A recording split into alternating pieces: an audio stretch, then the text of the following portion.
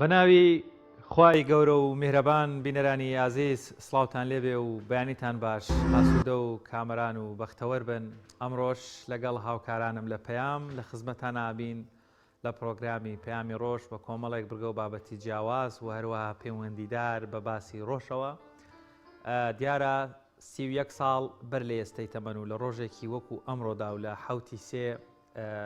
ڕاپەڕینی جەماوەری کوردستان یاخود هەرێمی کوردستان کوردستانی باشوور دژی ڕژێمی پێشووی عێراق ڕژێمی باس کە لە 5 سێوە لە ڕانیە دەستی پێکرد بۆ حوتی سێش لە شاری سلێمانی دەست پێ دەکا و ناوچەکانی دەوروبەری لەو دەسەڵاتە داگیرکەرە زاڵمە پاک دەکرێتەوە. بێگومان ئەم ڕۆژە دەیان و هەزاران چیرۆکی جیاواز و هەروەها کۆمەڵێک ڕووداوی گرنگ پێش ڕاپەڕین و دوای ڕاپەڕین پەیوەندیدارن بە بارەدۆخی ژیانی هاوڵاتیانەوە.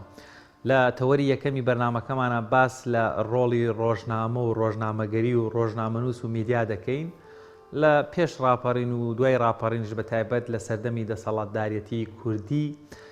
بارەدۆخی ڕۆژنامەنووسان وەروە کاری میدیایی چۆن گوزەراچی بەسەرهات شرۆڤەی بارەدۆخەکە دەکەین و هەروەها پەیوەندیدار بە وەرزەوەی بەهارەوە کە با بڵێن لە کۆتاییەکانی زوستان نزیک بوونێتەوە بەرە وەرزی بەهار دەڕۆین گەرچی لە هەرێمی کوردستان بە پێی ناوچەکان لە گەرمیان خەریکەی تر بەهار دەست پێ دەکا. بزانی بارەدۆخی کەش و هەوا چۆنە، ڕێژێ بارانبارینی ئەم ساڵ و مەترسیەکانی وشکە ساڵی و کاریگەری تۆز و خۆڵبارین هەوڵ دەدەین لەو بارەشەوە میوانێکمان هەبێت بۆی بزانین بارەدۆخی کەش و هەوا و هەروەها ڕێژەی بارانبارینەکانی ئەم ساڵ و کاریگەریەکانی تۆز و خۆڵبارین لەسەر ژینگە و سروشتی کوردستان. لە بەشێکی تری بەرنامەکەشمانە میوانێکی تایبەتمانە بێت کەوا چیرۆکی تایبەتی خۆی دەگەڕێتەوە لە یادی ڕاپەڕین و هەروەها وەکو بەشداربوویەک زیندانێکی سیاسی لە ڕۆژی حوتی سێی ساڵی 1991 واتە 31 ساڵ بەر لە ئێستەی تەمەن ئەو کە لە ئەمنە سوورەکە یاخود ناوەندێکی ئەمنی سەربازی حکوومەتی عێراقی لە شاری سلێمانی کە زیندانی دەبێ بابزانین حوتی سێ لەوێ چی گوزەراوە، چیرۆکەکانی ناوبەندی خانەش بۆ ئێوە دەگوازینەوە. دەستپێکیش دەچینە لای پێشبینیەکانی کەشوهەوای شار و شارۆچکەکانی هەرێمی کوردستان.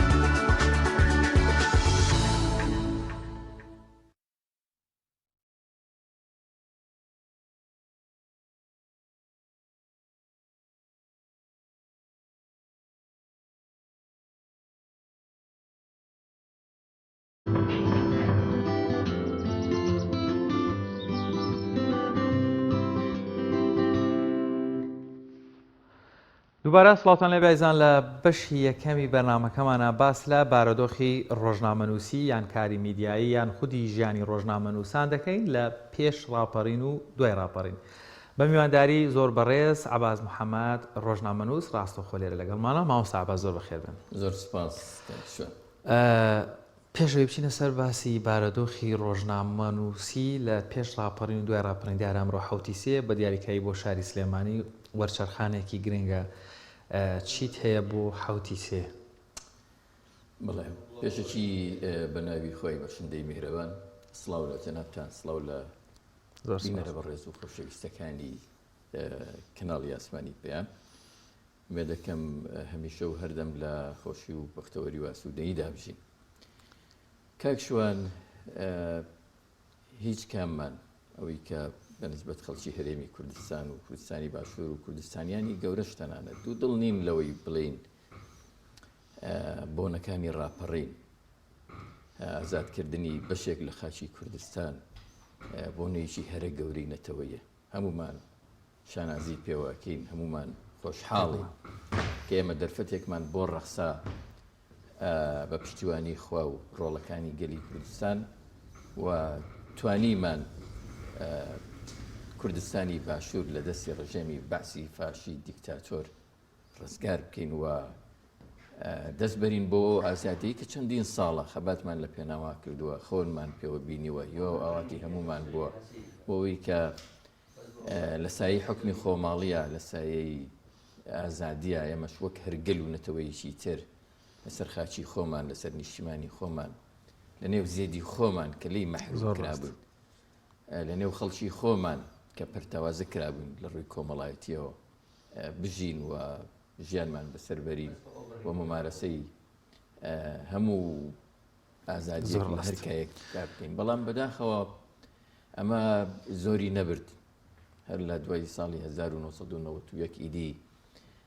ڕۆژ بە ڕۆژ ئێمە تاڵاوی سەخت و دژواری حکمی خۆجەیی خۆمان چوو بە گەروی یەکە بە یەکەمانە. یعنی نیگەرانیەکی ئەوتۆ ئێستا لە دوای 31 ساڵی حکمڕانی خۆجەیی کوردستان لەلایەن ئەم حیزبە دەسەڵاتدارانەی ئێستاوە کە بوونەتە مۆتەکە، بوونەتە مۆدێلێکی ناشرین، بوونەتە دیکتاتۆرێکی بچووک بەسەر خەڵکی کوردستانەوە، هەموو ئازادیەکی ئەم خەڵکیان خەنکاندووە، هەموو ئەو خۆنانەی کە بە ئازادی و ڕاپەڕین و خەبات و شکۆی گەلی کوردستانەوە ئەمان بینی هەمووی لەبار بران. ئێستا زۆربەی زۆری خەڵکی کوردستان نیگەرانن و ئەم ڕۆژانە بە بیرەوەری زۆر باشە. مامۆستا بەڕێزت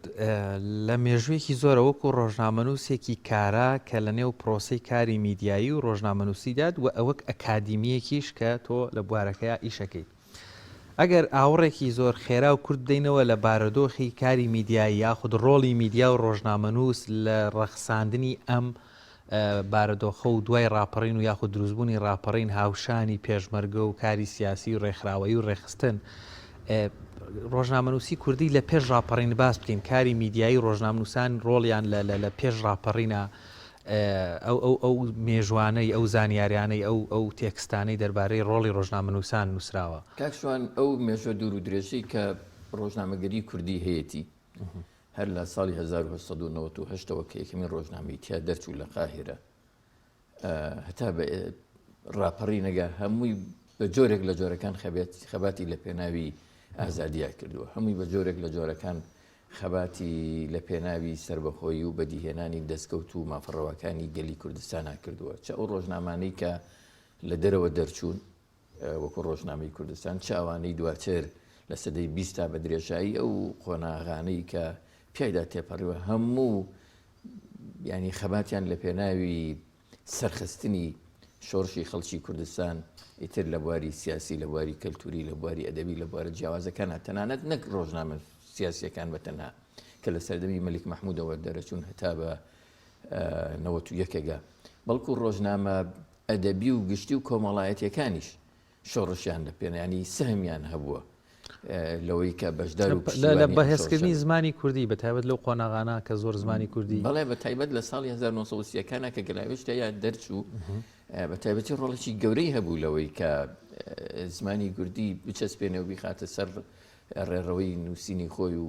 ئەو نووسەرە گەورانەی وەکو پیرەمێد ڕۆڵی گەورەیان هەبوو لەوەی کە ینی زمانی کوردی تر بکەنە سەر نووسین و چاپ و بڵاوکردنەوە و زۆر باشە ماوەستا باسکاتە ئەو پاشخانە معریفیە خەبات گێڕیەی ڕۆژنامە نووس و ڕۆژنامە نووسان و میدیایی هەر لە وەک 1990 بیگرە دواتر لە سەردەمی حکومەتی مەلیک مەحموود دواتریش ئەو ڕۆشنبیرانەی ساڵی 56 تا ئاگاتە گەرمەی شۆڕشی کوردی هاوشانی شۆڕشگێڕان ڕۆڵیان لە بەهێزکردن و گەیاندنی پەیامی حەقی ڕەوای کورد پێش ڕاپەڕین ئەم بارەدۆخە یاخود ئەم پاشخانە معریفە توانرا دوای ڕاپەڕین سوودی لێوەربگیرێت چۆن ڕۆژنامە نووسان پێشمەرگە ئاسا کاریانە کرد بۆ بەدەزێنانی ئەم ئازادیە ئەو ئازادیە فراهەم بوو بۆ ڕۆژنامە نووسەکانیش فراهەم بوو کاک شوان ینی بیرمان نەچێ بڵێن میدیا و ڕۆژنامە نووسان وەکو پێشمەرگە چۆن لە بەرەکانی جەنگە و لە کایەکانی پارتیزانیە ڕۆڵێکی گەورەیان هەبوو و لە ڕۆژەکانی ڕاپەڕینە با بڵێن ڕۆڵێکی مەزنیان گێڕە ئەواش میدیا لە هەموو سەردەمێکە کاریگەری زۆر گەوری خۆی هەبووە هەر لەبەر ئەمە بووە ینی دەسەڵاتەیەک لە دوای یەکەکانی عێراق نەیان هێشتووە و دەرفەتی باشیان نەداوە بەوەی کە ئەم با بڵێن فەزای کە ڕۆژنامە نووسکاری تیاکە و پێی دەوترێ کاری ڕۆژنامەگەری بکەوێتە سەرپێی خۆی و بە ئاسانی کاری خۆی بکە هەمیشە دەستیان لە بێنەقاقەی پێنووسی ڕۆژنامە نووسەکان نبووە هەمیشە ئەو ناوەندانەی کە کاری چاپ و بڵاوکردنەوەیان کردووە و کاریان لەسەر بڵاوکردنەوەی ڕۆژنامە و گۆڤار ینی لەو سەردەمانەیە ئەمانە باوبوون نەک وەک سەردەمی ئێستا ئینتەرنێت و تەلەڤیزیۆن وەکو مەسەلەن سەتەلایت و ڕۆژنامە و تەنانەت ئەوانش کە ڕۆڵی سەرەکیان نەبینی ئەو کاتانە ڕۆژنامە یان گۆڤار و بڵاوکراوەکان زۆر کاریگەریان هەبوو ئەوان دەستیان کرد بە خەباتێکی درێژخایەن لە پێناوی سەرپێخستنی شۆڕشی گەلی کوردستان وەکو وتم لە قۆناغی یەکەمان لە سەردەمی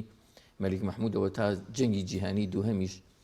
ئەمانە ڕۆڵی زۆر باشیانە گێڕا حکوومەتی بەریتانیا بە پێچەوانەوە بە هاوکاری حکوومەتی عێراق هەمیشە سانسۆری بڵاوکراوە و نووسینەکانیانە کردووە نەیان هێشت تام و بۆی ئازادیان لێوە بێ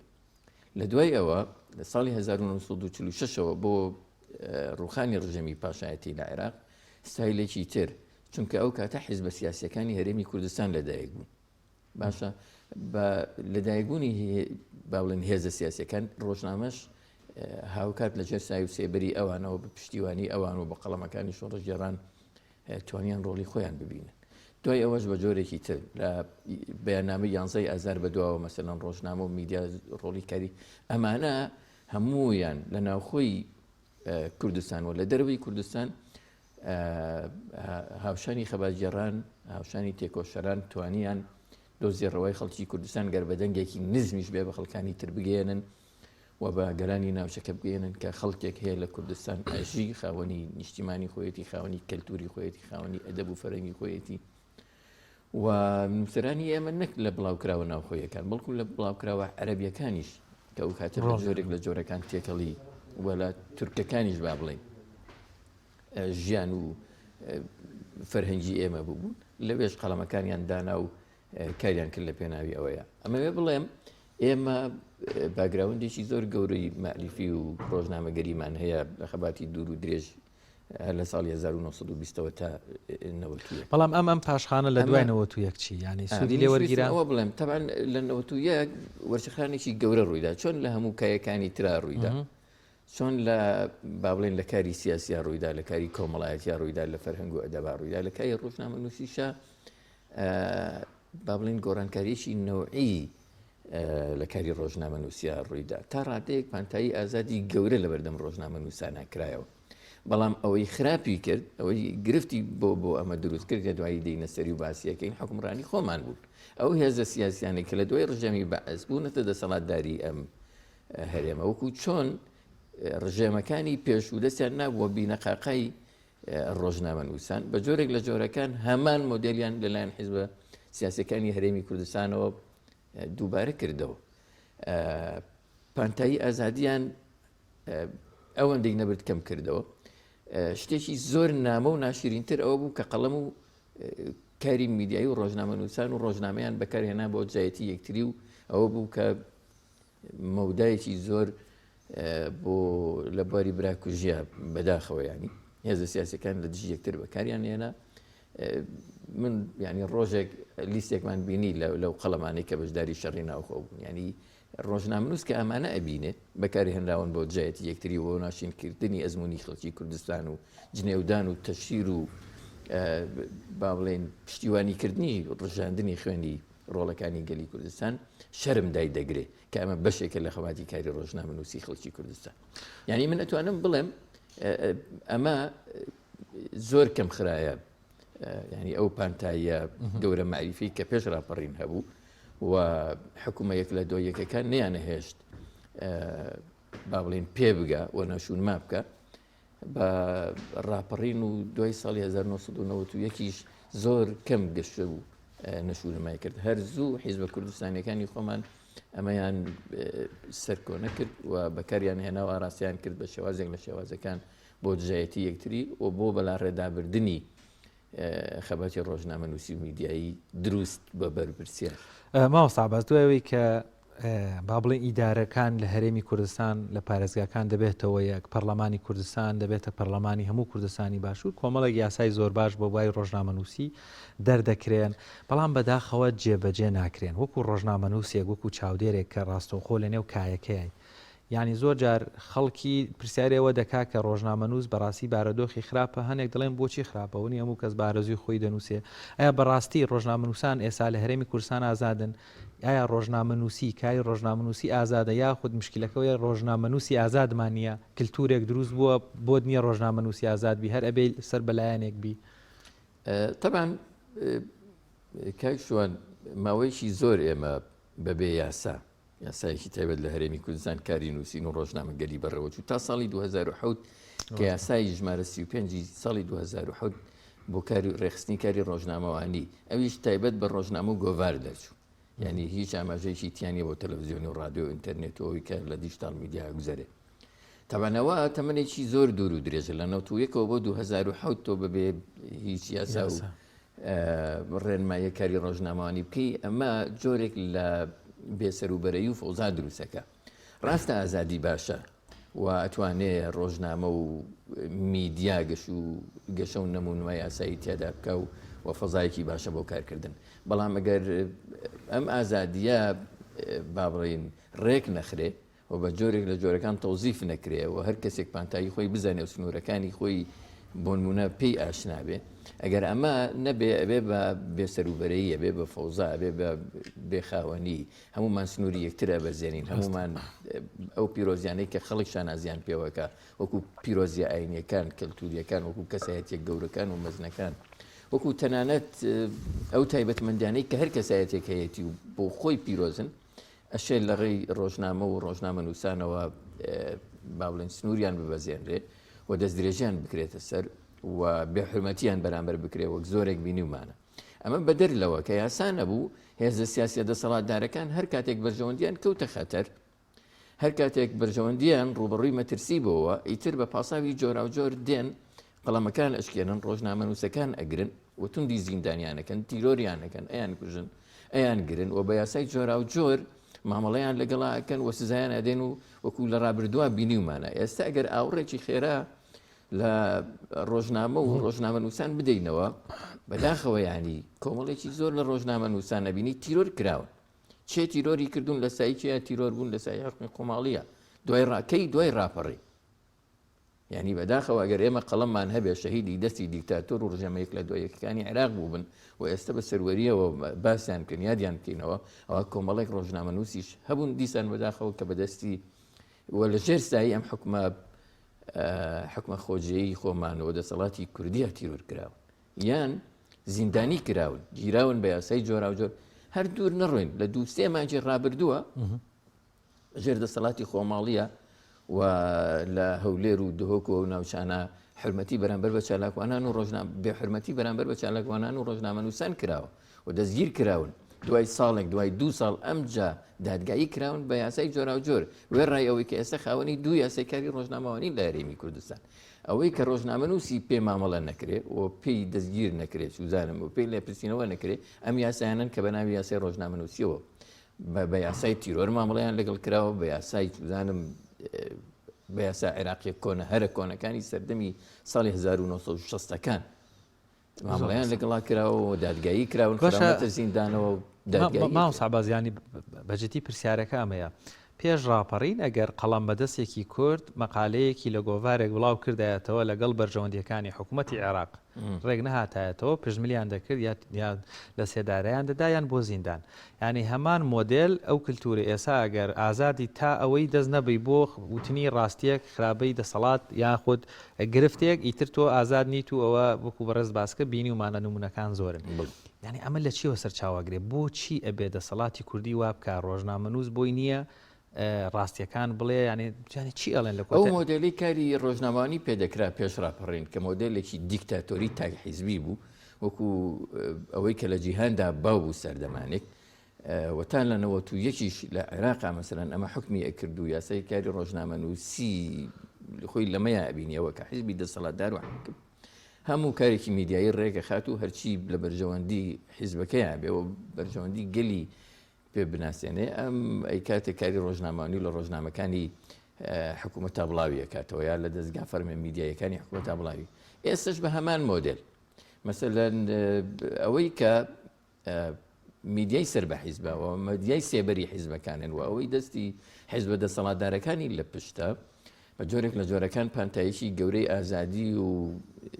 سپۆنسەرێکی گەورەی دارایی و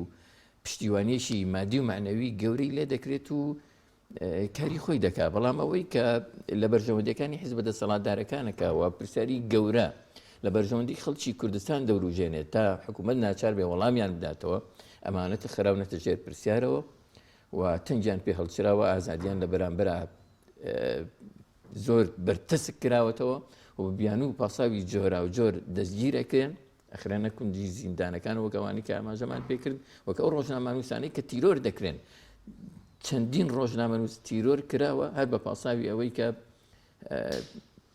نازانێت کێ تیرۆری کردووە دۆسەکانیان ئێستا لە دادگا ماونەتەوە و تاکە دۆسەیەکی ڕۆژنامەنووسە تیرۆر کراوەکانیش دۆسیەکەی یەکلایی نەکراوەتەوە بەڵام کە دەیتە سەر باسی ئەوەی کە ئەم مەسەرەن فەزای بۆ بەکار نەهێنێ بۆ کاری ڕۆژنامەنووسی لە کاتێکە ئێمە ئازادیەکی باشمان هەیە ئەوە حیزبە دەسەڵاتدارەکان نەکەونە با بڵێن وەسف و سەنای ئەو ئازادی کە هەیەەوە پێیان وایە هیچیان نێهێشتۆتەوە لەوەی کە دەرفەتێکی باشیان بۆ ڕۆژنامەنووسان ڕەخسان دەبێت ئەمە قسەی ئێمە نییە بە تەنها کاکشوان ئەمە ڕێکخراوە ناوخۆی و نێودەوڵەتەکانیش کە لە بواری میدیا و کاری ڕۆژنامەنووسی یعنی کاتێک سەیری راپۆرتەکانی ڕۆژنامەنووسانی بێسنوورەکەی لە 180 وڵاتی جیهان عێراق و هەرێمی کوردستان لە 163هەمینی ئەو با بڵێن دەستەبەرکردنی ئازادیە بۆ کاری ڕۆژنامەنووسیە ما کوێی جێگەی شانازیە ئێمە یەکێکین لە ناوچە تاریکەکانی کاری ڕۆژنامەوانی ئێمە یەکێکین لەو وڵاتانی کە ڕۆژنامەنووسان و قەڵەمەکان لەژێر هەڕەشەی تیرۆرکردنان ئێمە یەکێکین لەو وڵات و ناوچە و هەرێمانەی کە بە پاساوی جۆرا و جۆر ڕێر لە ڕۆژنامەنووسان ئەگیرێت دەست بۆ پرسە گەرمە سیاسیەکانی ناوچەکە بەرن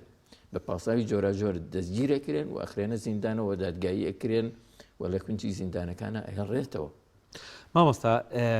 ینی من سەرنجی بەڕێزت دەوێ بزانم لەسەرەوە دەبینی پێش ڕاپەڕین وێنەی ڕۆژنامەنووسێک لە کاتی کیمیابارانکردنی هەڵەبجە دەبێتە پەیامێک ڕەنگە بەقەت ساڵانێک خەبات تۆ بتەوێت بە جیهانی بناسیێنی دەیگەێنێ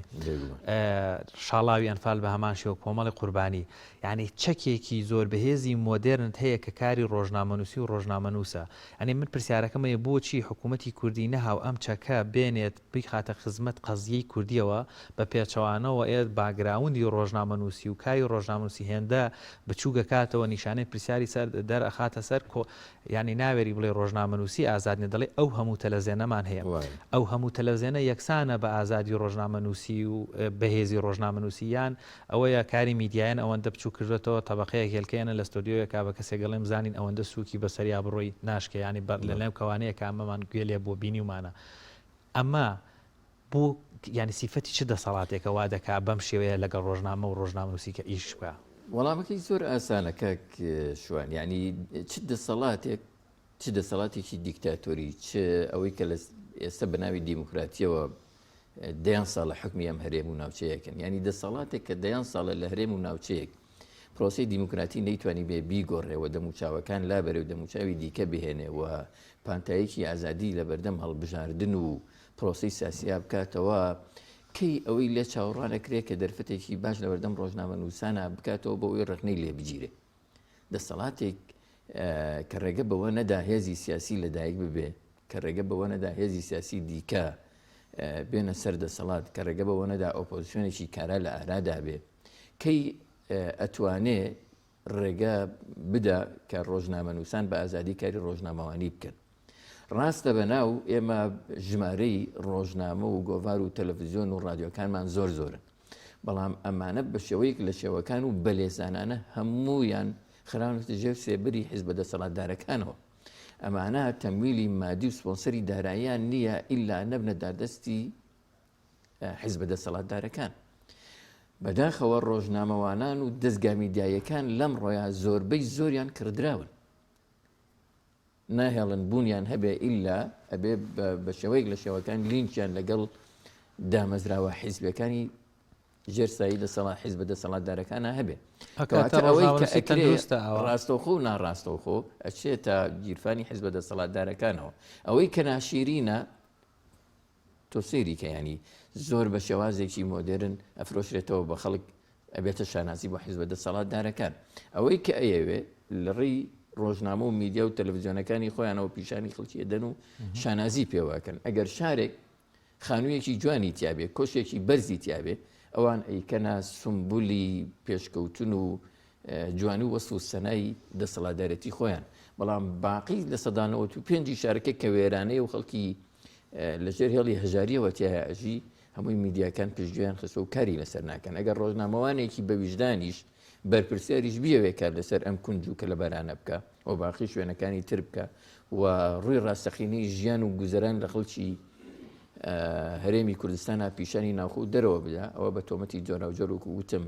ڕێگەی لێ ئەگرن و دادگایی ئەکەن و ئەیگرن بە تۆمەتی خیانەت بە تۆمەتی تیرۆر بە تۆمەتی ناشرین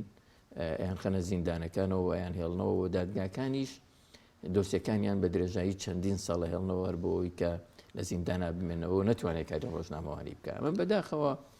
بۆتە شتێکی باو شتێکی گەورە ینی ئەوەی کە لە کوردستانە ئێستا ئەگوزارێ لە کاری ڕۆژنامەوانی بڕاستی جێگای کارەساتە کاکشوان حیزبە دەسەڵاتدارەکان فەزایەکیان خوڵقاندووە نەکرد بەو خۆیان یعنی وایان کردووە کە هیچ جۆرە بەرپرسیارەتێک لە کاری ڕۆژنامەوانیان نەمێنێتەوە یعنی خەریکە تەلەڤیزیۆن و ڕۆژنامە و گۆڤارەکانیان وا لێ کردووە خەڵکی نتوانێت بە متمانەوە سێریان بکە و هەواڵیان لێوەربگرێ و ڕووداوەکانیان تێدا ببینەوە ئەوەی کە ئێستا بڕۆ زۆربەی زۆری خەڵکی کوردستان هیچ متمانەیەکیان بە کاری میدیایی و دەستگا میدیایەکان لە هەرێمی کوردستانە نەماوە ئەمە زۆر بە بەرنامە لەلایەن حیزبە دەسەڵاتدارەکانی کوردستانەوە ئەنجام دەدرێ زۆر ڕاست ماوە ساباز ڕۆژنامەنووسێک دێڕێکی زۆر جوان نووسی بووی لە سەردەمی حکوومەتی ینی بەڕاستی بەداخەوە نامەوێت شوبهاندن بکەم و ئاوات بۆ بارودۆخە بخوازین بە تایبەت لە ڕۆژێکا کە لە حوتی سێ و یادی سربەخۆبوونی بەرەبەرەی ناوچەی کوردستانی باشوور و ئەمڕۆ لە شاری سلێمانیە دەڵێ لە سەردەمی حکوومەتی پێشووی عێراق ئەگەر مامۆستایەک یاخود ڕۆژنامەنووسێک سیاسی نەبووایە بەڵام لەسەر بارودۆخی ناوخۆ بینوسایە تا ڕادەیەک حکوومەت ڕاستەوخۆ نەیەکوشت یان هێشتا هەر شەرمێکی تیاما بوو گەڵابەیەکێنە لە حادیسەیەکی سیارە شتێک بە ناڕاستەخۆ لە ڕێگەی مخابەڕاتیەوە دەبینین ڕۆژنامەنووسان لە هەرێمی کوردستان لە پارێزگای هەولێر سەردەر عوسمان بە ڕۆژی نیوەڕۆ لە تیرۆر دەکرێت لە سۆرانی مامەحەمە هەر بە ڕۆژی نیوان شەویش نییە و بە جزیەوە نیە لە کاوەگەرمیانی لە گەرمیان ئەمە گریمان سلوبی تیرۆرەکە و بۆ پۆزەوە بۆ پەڕی ئاسوودەی وەکوی لەسەر حەق بن و کەسێک تۆمەتبارێک دیسانی شۆباس لەوە کرد بەڕاستی یەک کەیسی تیرۆری ڕۆژنامەنووسێک با بڵێم کەرەکەی گیراوە هۆکارەکەی ڕوون کردوێتەوە دادگا ڕوونکردنەوەی داوە فڵان کەس لەسەر فڵانشت کوژانە خەرکای ڕۆژنامەنووسی نەبوو کارێکی تر بوو ئەمە وای نەکردووە ئیتر ڕۆژنامەنووسی نیشانەی زۆر پرسیار و زۆر خەتەرناکی بکەوێتە سەر بەداخەوە کاک شوانەمانە لە مۆدێلەکانی پێش خۆیان دەرسی باشیان وەرگرتووە ئەوان دەرسیان وەرنەگرت لەوەی کە دەسەڵاتدارەکانی پێشوو خەڵکی کوردستانیان ئەچەوساندنەوە ئەمان بێن خزمەتیان بکەن قەرەبوویان بۆ بکەنەوە دڵخۆشیان بکەن ئەو لە مەرجەی کە پێشتر بینی بوومان بە پێچوانەوە بیگۆڕن بۆ خۆشببختی ئەوان دەستیان وەرگرت لە ڕژێمەکانی پێش خۆیان چۆن دەست بخەنە بینەخاخای قەڵەمەکان دەستیان وەرگرت چۆن خەڵک بچەوسێنەوە چۆن دیکتاتۆر بن چۆن ڕۆژنامەکان ئەگەر لە سایی خۆیانە نەبن ئەگەر قەڵەمی خۆیان کاریان تێنەکە بیان کوژن بیان مرێنن چۆن ڕۆژنامەنووسان بخەنە کونجی زیندانەکانەوە چۆن ئێستش ینی ئەوان فێر بوون چۆن وەڵامی راپۆرتی ڕێکخراوە نێو دەوڵەتیە هەرە معتەبەرەکان بدەنەوە کە لە سەردەمی پێشووە ڕخنیان لە حیزبی بەحث دەکرد ئەوان لە رادیۆکانیانەوە لە شاخ هزار جاریان ئەخوێندەوە ئەیاندا بەگوێی خەڵکی کوردستانە کە فلان ڕێکخراوی نێودەوڵەتی وا ئەڵێ ئەمە ئامارەکەس حیزبی بەعس وا ئەکا حیزبی فلان وا ئەکا فلان ڕژێم وا ئەکا ئێستا هەمان ڕێکخرا و ڕخنە لە خۆیان ئەگرن دەسەڵاتی هەرێمی کوردستانیان خستۆتە ژێر پرسیارەوە پێمانەڵێن حیزبە دەسەڵاتدارەکانی پارتی وێچێتی چی دەکەن لە کوردستان چۆن ئازادیان خنکاندووە چۆن قەڵەمەکانیان خستۆتە زیندانەوە چۆن ڕۆژنامەنووسان تیرۆرەکردن دێن دەستگایکی فەرمیان بە ناوی حکوومەتی هەرێمی کوردستانە داناوە بۆ وەڵامدانەوەی راپۆرتە نێودەوڵەتیەکان یعنی ڕۆژ نییە نەک ڕۆژ نییە مانگ نییە هەفتە نییە کە لە راپۆرتە نێودەوڵەتیەکانە حرمەتی دەسەڵاتی ئەم هەرێمە خۆجەیی و ئەم دەسەڵاتێکە لە وڵاتەیە هەیە نەشکێنرێ و پەردەیان لەسەر هەڵ نەدرێتەوە بەوەی کە بێحرمەتیان بەرامبەر بە خەڵک و کاری ڕۆژنامەوانی و هەموو کایەکانی تری کۆمەڵایەتیا کردو ینی ئەمانە تەنها ئەویان بەدەستەوە ماوە بڵێن ئەم راپۆرتانە ئەسڵ و ئەساسیان نیە ئەم راپۆرتانی زانیاری هەڵە بڵاوەکەنەوە ئەو راپۆرتێک کە دوێنێ شانازیت پێوە کردو لە شەخ دەتوتەوە ئەمڕۆ بۆ ڕەدیەکەیتەوە و فەرمانگەیەکت داناوە تایبەت بە ڕەتکردنەوە وەڵامدانەوەی ئەم جۆرە راپۆرتانە زۆر باشە لەگەڵ ئەوەش من یەک دەرفەتم بەرێ بۆی خولێک ئەگەر کتابێ هەموو ئەو ینی ئەگەر لەناو ئەم فەزا تاریکەشە ئێمە ڕووناکیەکشێک بێرین هەر جێگەی ئومێد لەنێو ئەم فەزا هەمانە مێدەمانەیە بێگومان ئێمە کۆمەڵێک هەندێک کۆمەڵێک میدیامان هەیە لەنێو ئەم تاریکستانەیە کە ئەم حیزبە دەسەڵاتدارانی هەرێمی کوردستان لە ڕووی کاری میدیاییەوە دروستیان کردو کۆمەڵێک میدیامان هەیە کۆمەڵێک ڕۆژنامەوانی بوێرمان هەیە لە کار ناکەون لە خەبات بەردەوامن دەنووسن پرسیاری گەورە دروستەکەن بە شوێن وەڵامیانە دەگەڕێن ڕای گشتی لێ ئاگادارەکەنەوە میدیای جوانمان هەیە میدیای بەرپرسیارمان هەیە میدیایەکمان هەیە لە خزمەتی خەڵکایە بەڵام ئەمانە تا دێ ئازادیان لە بەرامبەر تەسک دەکرێتەوە نایڕێ کار بکرێن ئێمە یاسای دەستخستنی زانیاریمان هەیە کە لە هەرێمی کوردستان ئەم یاسایە تایبەتە تەنها بە میدیاکانی حیزبەکانی دەسەڵات نایاڵن ئەو میدیانیک بەرپرسیارن ئەو میدیانی جێگەی ئومێدی خەڵکن دەستیان بگا بە زانیاریەکان هەر بۆیە من ئەڵێم گەر لە سەردەمی بەعسا هەندێک قەڵەمی ئازا هەبوون هەندێک ڕۆژنامە و میدیای ئازا هەبوون لە بەرامبەر ئەو دەسەڵاتەیە وەسا بوونەوە ئێستش ژمارەیان زیاد بووە کەمتر نەبووە ئێمە وەکو ڕۆژنامەوانان وەکو میدیا بوێرەکان لە بەرامبەر هەموو دیکتاتۆرێک ئەگەر بە ئێستشەوە دەوەستینەوە کار دەکەین خەباتەکەین لە پێناوی گەیاندنی دەنگی حەق و بوێر لە پێناوی بەدەستێنانی مافەکانی خەڵکی کوردستان لە پێناوی دەستەبەرکردنی ئازادی لە هەموو کایەکان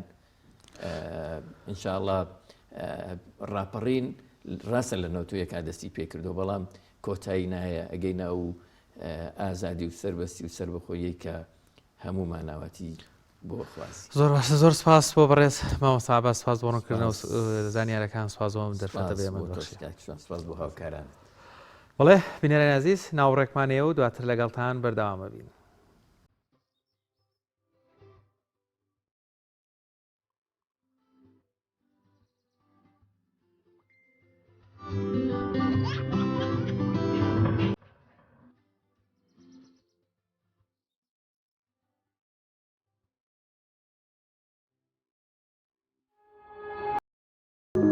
تۆپ ئارت تاکە بریکاری تۆڕی میدیایی کۆمەڵ بۆ بەرهەمهێنان و بڵاوکردنەوەی ڕێکلام. چوارەمین فێستیڤاڵی نێودەوڵەتی بەهار. کۆمپانیای ئەتڵەسڵ ئەسیل گەورەترین فیستیڤاڵی بازاڕکردن لەسەر ئاسی عێراق لە پێشانگەی نێودەوڵەتی سلێمانی ڕێک دەخات. لە چوارەمین فێستیڤاڵدا براند و کاڵابیانی و ناوخۆیەکان نمایش دەکرێت. پێویستیەکانی ڕۆژانەی هاوڵاتیان بە نرخی گونجاو پێشکەش دەکرێت. خەڵاتی ڕۆژانە بۆ کڕیاران. نمایش و چالەکیە هونەری و وەرزشیەکان. خواردنە کوردەواریەکان لە فستیڤاڵی بەهار بۆ ئاسوودەی سەردانی کاران نمایش دەکرێت. کار ئاسانی بۆ هاتوچۆی هاوڵاتیان دەتوانن بە پاسەکانی هێڵی تاسڵ جلە فولکەی ئاسکەکان بێن بۆ فستیڤاڵ لە پێشانگا. لە 11 بۆ 20 ئازار پێکەوە بازار دەکەین و خەڵات دەبین. لە فستیڤاڵە پڕهێجانەکەی شار 4مین فستیڤاڵی نێودەوڵەتی بەهار.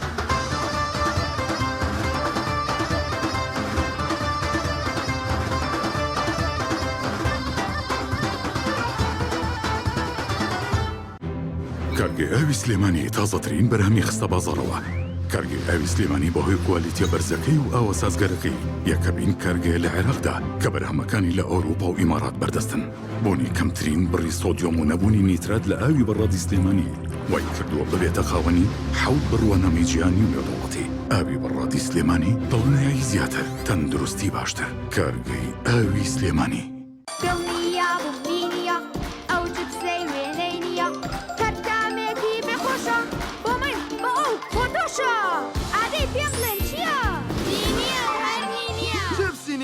تامێکی لە یاد نەکراوە. تۆپ ئارت تاکە بریکاری تۆڕی میدیایی کۆمەڵ بۆ بەرهەمهێنان و بڵاوکردنەوەی ڕێک.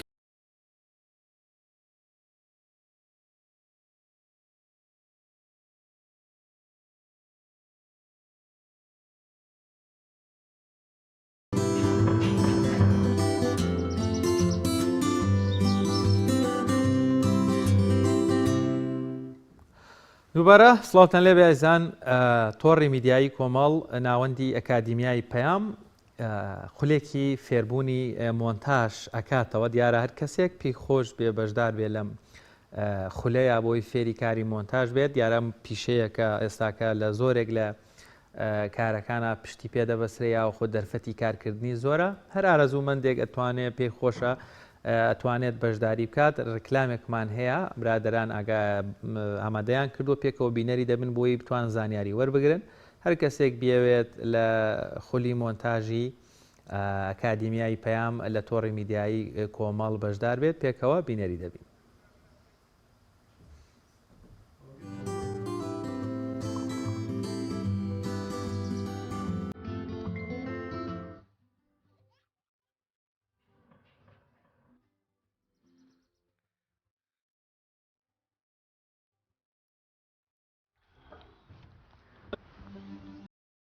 ناوەندی ئەکادیمی پەیام خۆی قەرار نەبوو ئەم تەوەرەمان لە دەرەوە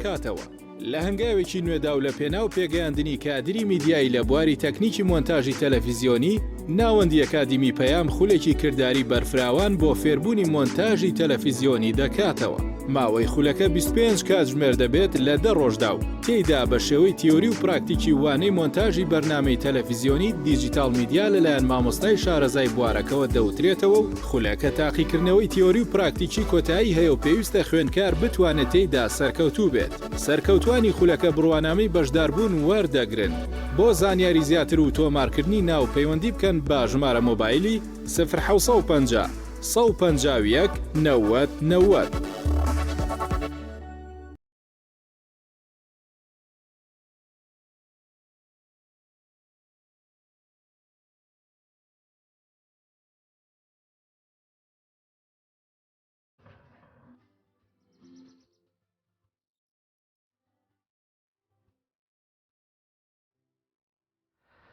بەڵای ئەمڕۆ لە شەوەوە کەشوهایەکی خۆش بارانێکی باش لە زۆربەی ناوچەکانی کوردستان بەگشتی دەبارێت. ئەمەژە و تۆز و خۆڵەیی کە لە چەند ڕۆژی ڕابردوو باری بە شێوازێکی زۆر جوان شۆردیوێتەوە. ئەمەش مای دڵخۆشیە و هەروەها سوودێکی زۆریشی دەبێت بۆ گژوگیان لەم کاتەیە بەتایبەت چووکە بەرەو بەهار دەڕۆین. ڕێژەیەکی زۆر دار و درەخت و گژوگیان لە خاکەکە پێویستی باوە. لە درێژەی بەرنمەکەمانە هەوڵ دەدەین بابەتێکی بان هەبێت لەسەر ڕێژەی کەشوهین ڕێژەی بارانبارین و بارودۆخی کەشوهای هەرێمی کوردستان و لێرە لەوێژ هێشتا هەندێک باز لەوە دەکەن ئەگەریەوە باران کەم باری بێت تووشی گرفتی کەماوی ببین یا خودوکو ساڵانی ڕابردوو تووشی وشکە ساڵی ببین بەڵام ئیشەڵا بەو هیوایین وەروەها ئەوەی کە بینیومانە تا ئێستا هەستی پێ دەکرێت زوسانێکی باراناوی و بەفراوی باشمان هەبوو مێ دەکەین بەرەو کە بەهار دەڕۆین هێشتا چەند ڕۆژێکی ماوە تقریبان هەڵە نەبم 13-14 ڕۆژ 2 هەفتەیەکی ماوە بۆی بگەینە ناو وەرزی بەهارەوە بەهارەکەشمان باراناوی و لەگەڵ ڕەمەزانە ڕەحمەتی خۆی بێنێەوە ئەم ساڵ بەهارەکە باراناوی بێ پێشەوەی زیاتر لەسەرەوە بابەتە قسە بکەین وەروها زانیاری زۆرتر وەربگرین هاوکارانمان ڤیتێکیان بۆ ئامادە کردوین ڕێکخراوی قوتابیانی کوردستان وەکو یەکێک لە ڕێکخراوە قوتابی و خوێندکاریەکان کە لە هەرێمی کوردستان کار دەکات لە ناوەندی زانکۆ مانگاکانە کۆمەڵێک چالاکی جێراوجۆری هەیە بۆ وشارکردنەوەی قوتابی و خوێندکاران بۆ زیاتر پەروەردەکردن و بە معریفەتکردنیان بەدەم خەم و کێشە و وەروەها داواکاری و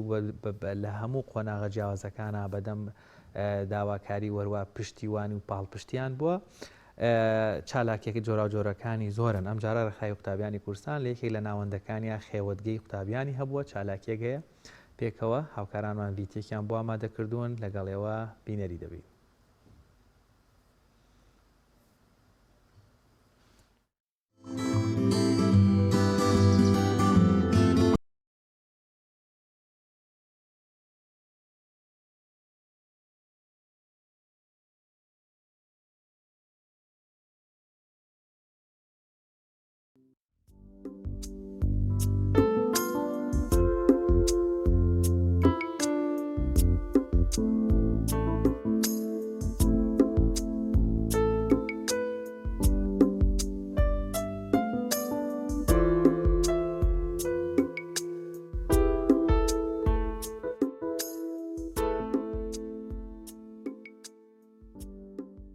سافی ڕێکخراوی قوتابیانی کوردستان کە ئەم خێوەتگەیان ڕێکخستووە بەڕاستی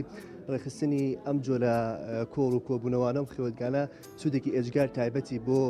گەنجی ئەم سەردەمە هەیە لەبەرەوەی بە بۆنەی دنیای ئەولەمە بۆنەی سۆشیال میدیا و بۆنەی ئەو بابەتانە بە بۆنەی ئەو کارکردنی کە لایەنەکان ئێستا بەداخەوە زۆرێک لەسەر گەنج لەسەر لاڕێدابردننی گەنجەکەن ئێستا خەڵکانێکی زۆر گەنجانێکی سۆر لە سەرڕێی ڕاست لەسەر تەوەی ڕاستڕۆیشتن لایەنداوە ڕێکخستنی ئەم کۆڕانە ڕێکخستنی ئەم کۆبوونەوانە سوودێکی ئێجگار زۆری هەیە بۆ گەڕانەوەی گەنجەکان بۆ سەر ڕێگەی ڕاست بۆ سەر بانگەوازکردن بۆ دینی خوا بۆ دینی پێغەمبەر صلی الله علیه و سلم لە ڕووی توانای کەسیەوە ئەم کۆبوونەوانە ئەم کۆڕانە توانای تاکەکان زۆر بە ئاستێکی باش بەرەو پێش بەرێن و کەسەکان و گەنجەکانمان بکەنە گەنجێکی تەندروست کە سبەی دوی بۆ کۆمەلگاکەمان بۆ هەموو تاکەکانی ئەم کۆمەلگای سوودیان هەبێ بتوان کەسانێکی بەرهەمدار بن کەسانێک دەبن کە تەنها وەکو شەخۆرێک لەسەرم کۆمەلگایە بژین بەڵکو بتوانن کە سوودێک بە کۆمەلگاکە بگەێنن بتوانن کە ئایندەی ئەم کۆمەلگای بەرەو ئایندەیەکی باشتر بەرەو کۆمەلگەیەکی تەندروست بەرێن. ئەم جۆرە خێوەتگانە بەڕاستی پێویستە بۆ گەنج چونکە ئەبێت هەوەی ئەوەی کەوا کۆمەڵێک ڕێنمایی بە سوود وەربگرێت لە ڕێی کۆمەڵی مامۆستایانی بە ئازمونەوە چونکە هەرچەنە کتاب بخوێنیتەوە هەرچەنە هەوڵماند و کۆش بکەیت لە خوێندنایە هیچی ناگاتەوەی کەوا کەسێکی بە ئەزموندار ئەزمموی خۆت بۆ بگوازێتەوە لە ڕێگەی ئەزمموی ئەوەوە تۆش کۆمەڵێ سوود وەربگریت.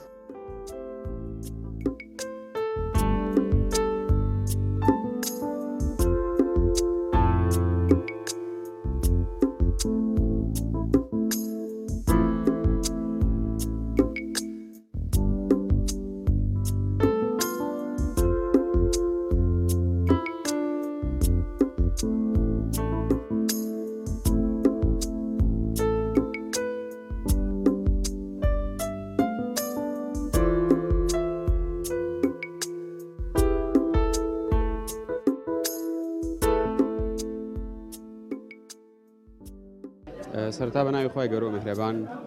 جێ خۆەتی دەستخۆشی لە ڕێکخراوی ناوەندی ڕێکخراوی قوتابیانی کوردستان بکەین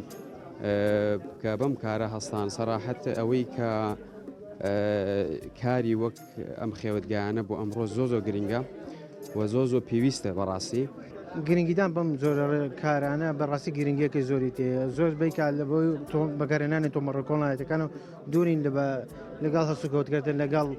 ئەم گەنجانە پێویستە کە ئەم گەنجانە تێکەڵمان ببنەوە ئێمە تێکەڵیان بینەوە بەرەو پێسوون لە ڕووی زانستیەوە ڕووبدا مامۆستاکان یەکتر ناسینێکە لەگەڵ مامۆستاکانە بەڕاستی بە گرنگیەکی تایبەتیە.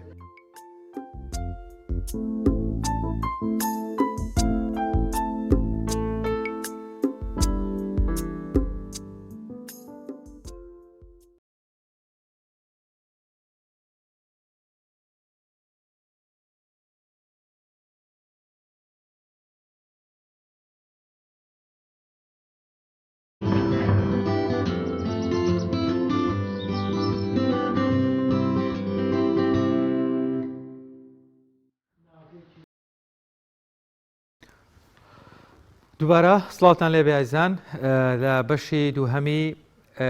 بەرنامەکەمانە قسە و باس دەکەین دەربارەی بارودۆخی کەشوهەوای هەرێمی کوردستان و بە دیاریکراوی پارێزگای سلێمانی بووە ئەمساڵ بە میوانداری زۆر بەڕێز ئاسۆ کەمال بەڕێوەبەری کەژناسی سلێمانی ڕاستەوخۆ لەگەڵمانە. کاک ئاسۆ سڵاوت لێبێ و بەیانیت باش، سپاس بۆم دەرفەتە پاڵپشت بە زانیاریەکانی بەڕێست و راپۆرتە کەژناسیەکان بتوانین بڵین هەڵسەنگانی بەڕێزت بۆ کەشوهەوای ئێستای هەرێمی کوردستان یان بە دیاریکراوی پارێزگای سلێمانی سنووری دارەی کاری بەڕێستان چۆن هەڵدەسەنگێنی؟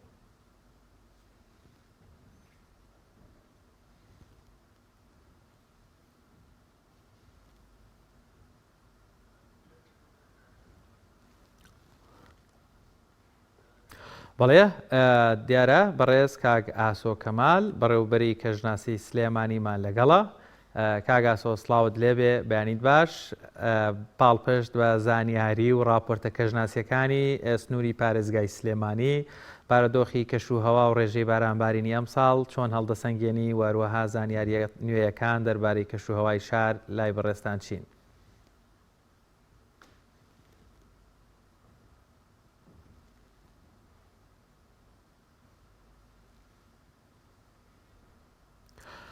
بەڵێ دیارە پەیوەندیەکەمان لەگەڵ کاک ئاسۆ هێشتا باش جۆر نەبووە، گوێی لە من نییە تا هاوکارانم ئەو بابەتتان بۆ چارەسەر دەکەن دووبارە ئەو زانیارە بۆی عەزیز دەگوازینەوە. دیارە پارساڵ لە هەرێمی کوردستان لەبەر ئەوەی ڕێژەی بارانبارین کەم بوو و سەرچاوەی سەرەکی ئاوی ژێرزەوی لە هەرێمی کوردستان پابەندە یاخود پەیوەندیدارە بەو ڕێژە بارانەی کە دەبارەیە لە بەروەی حەوزەکان یا و خۆت کۆگاکانی ئاوی ژێرزەوی پڕ دەبنەوە، بەم شێوەیە ڕێژەی ئاویش بەرز دەبێتەوە وەروەها مەترسی وشکە ساڵی و کۆمەڵێک گرفت نامێنێت. بەڵام بۆ ئەمساڵ خۆشبەختانە بەپێی کۆمەڵێک زانیاری گۆڕانکاری هەیە بووە لە ڕێژەی بارانبارین وەروەها بارودۆخی کەشوهەوا. بۆ وەرگرتنی زانیاری زیاتر دیسان دەچمەوە لای بەڕێز کاک ئاسۆ کەمال بەڕێوەبەری کەژناسی سلێمانی. کاک ئاسۆ دووبارە سڵاوت لێبێ و بەیانیت باش، پاڵپشت بە راپۆرت و زانیاریە کەژناسیەکانی سنووری پارێزگای سلێمانی تاوەکو ئێستا بارودۆخی کەشوهەوای شار وەروە ڕێژەی بارانبارین بەڕێستان چۆن هەڵسەنگاندنی بۆ دەکەن؟ سپاس بۆ بەڕێستان و سپاس بۆ بینەرانی تەلەڤیزۆنی بەڕێستان. سەبارەت بە ڕەوشی کەشوهەوای ناوچەکانمان دیارە وەرزی بارانبارینی ئەم ساڵمان ئێمە ئەگەر وەکو دیارە وەرزەکان دابەش بووە بەسەر وەرزی پاییز و وەرزی زستان و وەرزی بەهاردا و وەرزی پاییز بە شێوەیەکی گشتی ئەتوانین بە ئەگەر ئێمە وەک نمونەیەک بێنین و پارێزگای سلێمانی بێنینەوانێ ئەتوانین بڵێن وەرزی بارانبارینی پاییزمان لاواز بوو کە لە 135 بارانی وەرزەکە داباری و وەرزی زستانیشمان تا ڕادێک ئەتوانین بڵێن باش بوو، بەڵام ئەویش لە 186 ڕێژەی بارانبارینەکانی تیا داباریوە و تا ئێستاش ماوەتەوانێ وەرزی بەهارەکە ئێمە ئێستا لە ڕووی مەناخی و لە ڕووی ئاوهەواوە لە وەرزی بەهارین، بەڵام لە ڕووی ئەو پرۆسەفەلەچیەوانە کە لە 21 سێ ئێمە دەچینە وەرزی بەهارەوانێ ئەویش ڕێژەی لە 135 دابەشبوونی باران دەکەوێتە وەرزی بەهارە بۆ ئومێ و پشتیوان بەخوا بگاتەوە ئاستی تێکرایەکانی و بە کۆی گشتی بارانبارین لە سنتەری پارێزگای سلێمانی تا ئەم بەروارە 335.6 ملیمە بەراورد بە ساڵی پارتا ئەم بەروارە 373 ملیم بووە. ئەمە بە جیاوازی ناوچەکان تەبەن ناوچەمان هەیە بە تایبەتی ناوچەکانی پشدەر، ناوچەکانی شارباژێر، ناوچەکانی پارێزگای هەڵەبجێی شەهید ئەمانە تا ڕادێک ئەتوانین بڵین بەراورد بە پارساڵ زیاتر بووە، بەڵام بە شێوەیەکی گشتی لە ئاستی تێکرایەکانە دەتوانین بڵین بۆ ئاستی تێکرایەکانی یان کەمێک لە خوار ئاستی تێکرایەکانەوێتی. کاک ئاسۆ هەرچەند ڕەنگە هێشتا زوو بێ بۆ ئەم پرسیارە، بەڵام دیسان لای خەڵک پرسیارە هەر قەلەقی و مەترسیەک هەیە. ئێمە ڕێژەی لە 135 کاتی بارانبارینمان ماوە بۆ هیمێدەین کە هەرمووی بە شێوازێکی تەواوەتی ببارێ و ڕێژە 135 هێشتا ئەتوانین بڵێن مەترسی وشکە ساڵی بەتایبەت بۆ دەڤەری ناوچەکانی گەرمیان یاخود کەم ئاویش هاو شێوەی ساڵی پار دروست ببێ بۆ کانیاوەکان و کۆگاکانی ژێرزەوی؟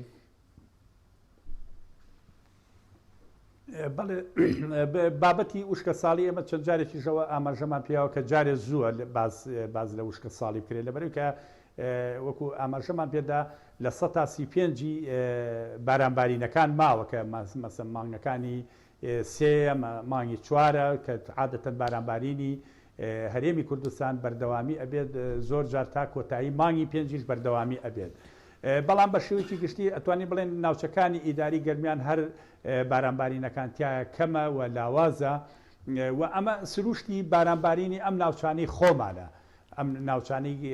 هەرێمی کوردستان کە ناوچەیەکە لە کەشوهەوای مامناوەندایە کە وەرزانە بەپێی ئەو ئامارانی کە ئێمە لە بەردەستمانایە ئەو بەرزی و نزمی کە لە وەرزێکەوە بۆ وەرزێک هەیەی وەرز هەبووە لە ئاستی تێکڕایەکانیە بووە، وەرز هەبووە لە سەر و تێکڕایەکانیەوە بووە، وەرز هەبووە لە خوار تێکڕایەکانیەوە بووە و وەرزیشمان هەبووە وشک بووە. ینی بۆ نمونە ئێمە لە 940وانێ ئەو ئامارانەی کە هەیە هی بە تایبەت بە بارانبارین تا ئەو بارانبارینەی کە ئەم سەعات نوێی بەیانیە پێواومانە هەمووی ئەرشیف کراوە. چەندین وەرزمان هەبووە بۆ نمونە پارێزگای سلێمانی تێکڕایی بارانبارینەکەی 675 بۆ 680 ملیمە لە ماوەی ئەم 8 ساڵەدا 6 وەرزمان هەبووە لە سەر و 1000 ملیمە تۆمارمان کردووە. 45 وەرزمان هەبووە لە ئاستی 600 بۆ 800 ملیمان هەبووە. چەند وەرزی کەمان هەبووە کە لە خوار بڵێن لە بینی 500 بۆ 600 ملیمان هەبووە و چەند وەرزیشمان هەبووە لە زمانی ئەو وشکانیا بووە کە ناوچەکە بەخۆی بینیوە. وشکیمان هەبووە 5 وەرزی بەردەوام هەبووە، وشکیمان هەبووە 2 وەرز لەسەر یەک بەردەوام هەبووە و وشکیمان هەبووە 1 وەرز بووە. بەڵام بە شێوەیەکی گشتی ئەمە جارێ زووە لە باز لەسەر بابەتی وشکە ساڵی بکرێت. کاگاسۆ لە پاڵپشت بەوە بە ئەزمموی بەڕێستان لە بەرەوەی ساڵانێکی زۆرە لە بواری کەش و هەوا و کەژناسی و ڕێژەی بارانبارین زانیاریتانەیە لە بەرەوەی پار ساڵ ڕێژەی بارانبارین کەم بوو. ئەمە تەسیریشی بۆ ئەم ساڵ دەبێ یاخود ئەگەر ڕێژەکە هەر نۆرمالیش بێ ینی وشکە ساڵیش نەبێ بەڵام هەر گرفت دروستە بێ یاخود لە ئەگەریەوەی شەڵات چانسێکی باش هەبێ ڕێژەیەکی زۆر بارانمان هەبێت قەرەبووی ئەو گرفتەی ساڵی پاریش دەکاتەوە. پێ دەچێت ئێمە هەر بە پێی زۆرێک لە نەخشەکەش و هەوایەکانی کە ماوە دەردەچێت بۆ ناوچەکان بە شێوەیەکی گشتی کە پێ دەچێت ئێمە کە هەر بیدایەتی وەرزە کە ئاماژەمان پێیاوتمان بارانبارینەکان ئەگەر لە ئاستی تێکڕایەکانان نەبێت ئەوە پێ دەچێت لە خوار تێکڕایەکانیەوە بێت. وەکو ئاماژەشمان پێ ئەمە سروشتی بارانبارینەکان بووە مەسەلەن ئێمە وەرزی 2010 لە پارێزگای سلێمانیا 1370 ملیم باری بەڵام وەرزی دوای ئەوە بوو بە 710 ملیم دوای ئەوە کەم بۆوانێت تاوای لێهات تا گەیشتە پار ساڵ کە لە سنتەری پارێزگای سلێمانیا 410 ملیم بارانباری و ئێستاش تا کاتەکانی ئێستا وەکو ئاماژەمان پێ 335 ملیم لەبەر ئەوە بارانبارینی ئەم ناوچانە ئەو تەزەبزوبەیان ئەو ڕاڕایی کە هەیەی کە ئەمە سروشتی بارانبارینی ئەم ناوچانەیە بەخۆیەوە بینیوە. بڵێ زۆر باشە. کاگاسۆ کۆمەڵێک دیاردەی ترمان هەیە بە دەریکاوی لە چەند ڕۆژی دوو ڕۆژی ڕابردوو ڕێژەیەکی زۆر تۆز و خۆڵبارین زۆرێک لە پارێزگاکانی کوردستانی گرتەوە و بە دیاریکاریش پارێزگای سلێمانی ڕێژەیەکی زۆر خۆڵبارین باری. پێوانە و پێوەری ئەندازەگیری خۆڵبارینەکان یا خود هۆکار و پێشبینیەکان بەڕێستان بە پێی زانیاریەکان و تەجروبەی بەڕێستان ئەم ساڵ چۆنە بێ وەروە ئەم خۆڵبارینە ڕێژەی چەند بوو ئەمە لە ڕووی ژینگەیشەوە ئەوەی بەڕێستان بزانن زیانی دەبێت یا خود سوودی هەیە بە پێچەوانەوە. بەڵێ سەبارەت بە خۆڵبارینەکانیان ئەو تەپ و تۆزانی کە ماوە ڕوو لە ناوچەکانمان ئەکا ئێمە توانین بەوە پێناسی بکەین خۆڵبارینەکان کە بریتە لە بوونی گردی تەپ و تۆز و خۆڵ لە هەوا دەکە ئەمەش دەرەنجامی چالاکبوونی بای ناوچەکانی دەوروبەرمان یان لە ڕێ ئەو پرۆسەی گەرمبوونی زەوی و دروستبوونی ئەو حاڵەتانەی کە پێی دەوترێت حاڵەتی عەدەم ئیستیقراریان باری ناجێگیربوونی زەوی کە گەرمە بێت و ئەبێتە هۆی دروستبوونی نزمە پاڵەپەسوەیەک و بە کاریگەری بایان با چالاکبوونی با ئەیهێنێ بۆ ناوچەکانمان. دیارە سەرچاوەی خۆڵبارینەکان لە هەرێمی کوردستانە دەگەڕێتەوە بۆ کۆمەڵی هۆکار لەوانە بوونی ئەو بیابانانی کە لە ناوچەکانی باشووری عێراقا لە ناوچەکانی جززیرەی عەرەبیە لە ناوچەکانی بیابانی سینیا و هەروەها کە زیاتر کاریگەریشی ئەو بیابانی گەورانەی کە لە باکووری ئەفریقیایە کە ئەمە بەهۆی کاریگەری باوانێک کە زۆر جار بەهۆی بای ڕۆژئاوا یان بای باشووری ڕۆژئاواوە کە ئەم تەپوتۆز و خۆڵانە دەهێنێتە ناوچەکانەوە کە ئەبێتە هۆی ئاستەنگ و دروستبوونی کە ئەم ناوچانەش دەگەڕێتەوە بۆ ئەو کەم بارانیانی کە تایە بۆ نمونە وەرزی ئەم ساڵ چونکە ئەومان لەبیر نەچێت پەیوەندیەکی پێچەوانە هەیە لە نێوان خۆڵبارینەکان و بارانبارینەکان ئەو وەرزانی کە بارانبارین و تەڕوتوشی زۆر هەیە لە ناوچەکانە عادەتەن ئێمە بە پێ و ئامارانە لە لامانە خۆڵبارینەکان کەمە بەڵام ئەو وەرزانەی کە بارانبارینەکان کەمە عادەتەن ئەم تەپوتۆز و خۆڵانەش زۆر دەبێت و ئەمە لە زۆر ناوچەکانی جیهانە ئەم دیاردەیە هەیە بۆ نمونە لە ناوچەکانی ناوچەی ڕۆژهڵاتی ناوەڕاستی ئاسیا سین ئوسترالیا وڵاتی ئەمریکای باشوور و ئەو شوێنانەکە زیاتر تایبەتمەندە بەو کەشوهەوایانی کە کەشوهەوایەکی بیابانی و وشک و ڕووپۆشی سەوزاییان کەمە و ئەمە دیارە کۆمەڵە کاریگەری هەیە لەوانە کاریگەری لەسەر کەشوهەوا هەیە کاریگەری لەسەر ژینگە هەیە و کاریگەریشی لەسەر تەندروستی مرۆڤ هەیە ئەوەی کە کاریگەری لەسەر کەشوهەوا بێت ئەوەیە کە ئەیبینین ئێمە لە کاتی خۆڵبارینەکانە ئاستی بینین کەمە بێتوانێ بەڵام ئەوەشمان لەبیر نەچێت کە بەشێکی زۆری بەرگەهەوا بریتە لە پێکاتی بەرگەهەوا بەشێکی بریتە لە بوونی ئەو تەپوتۆزانی کە لە ناو بەرگەهەوادا هەن کە ئەمە لایەن لە ڕووی هەورەکانەوە سوودی لێوەرئەگیرێ وەکو نەواتێکی چڕبوونەوە یان نەواتێکی تەکاسف کە ئەبێتە کردداری زوو دروستبوونی هەورەکان سوودی هەیە بەڵام لەلایەنی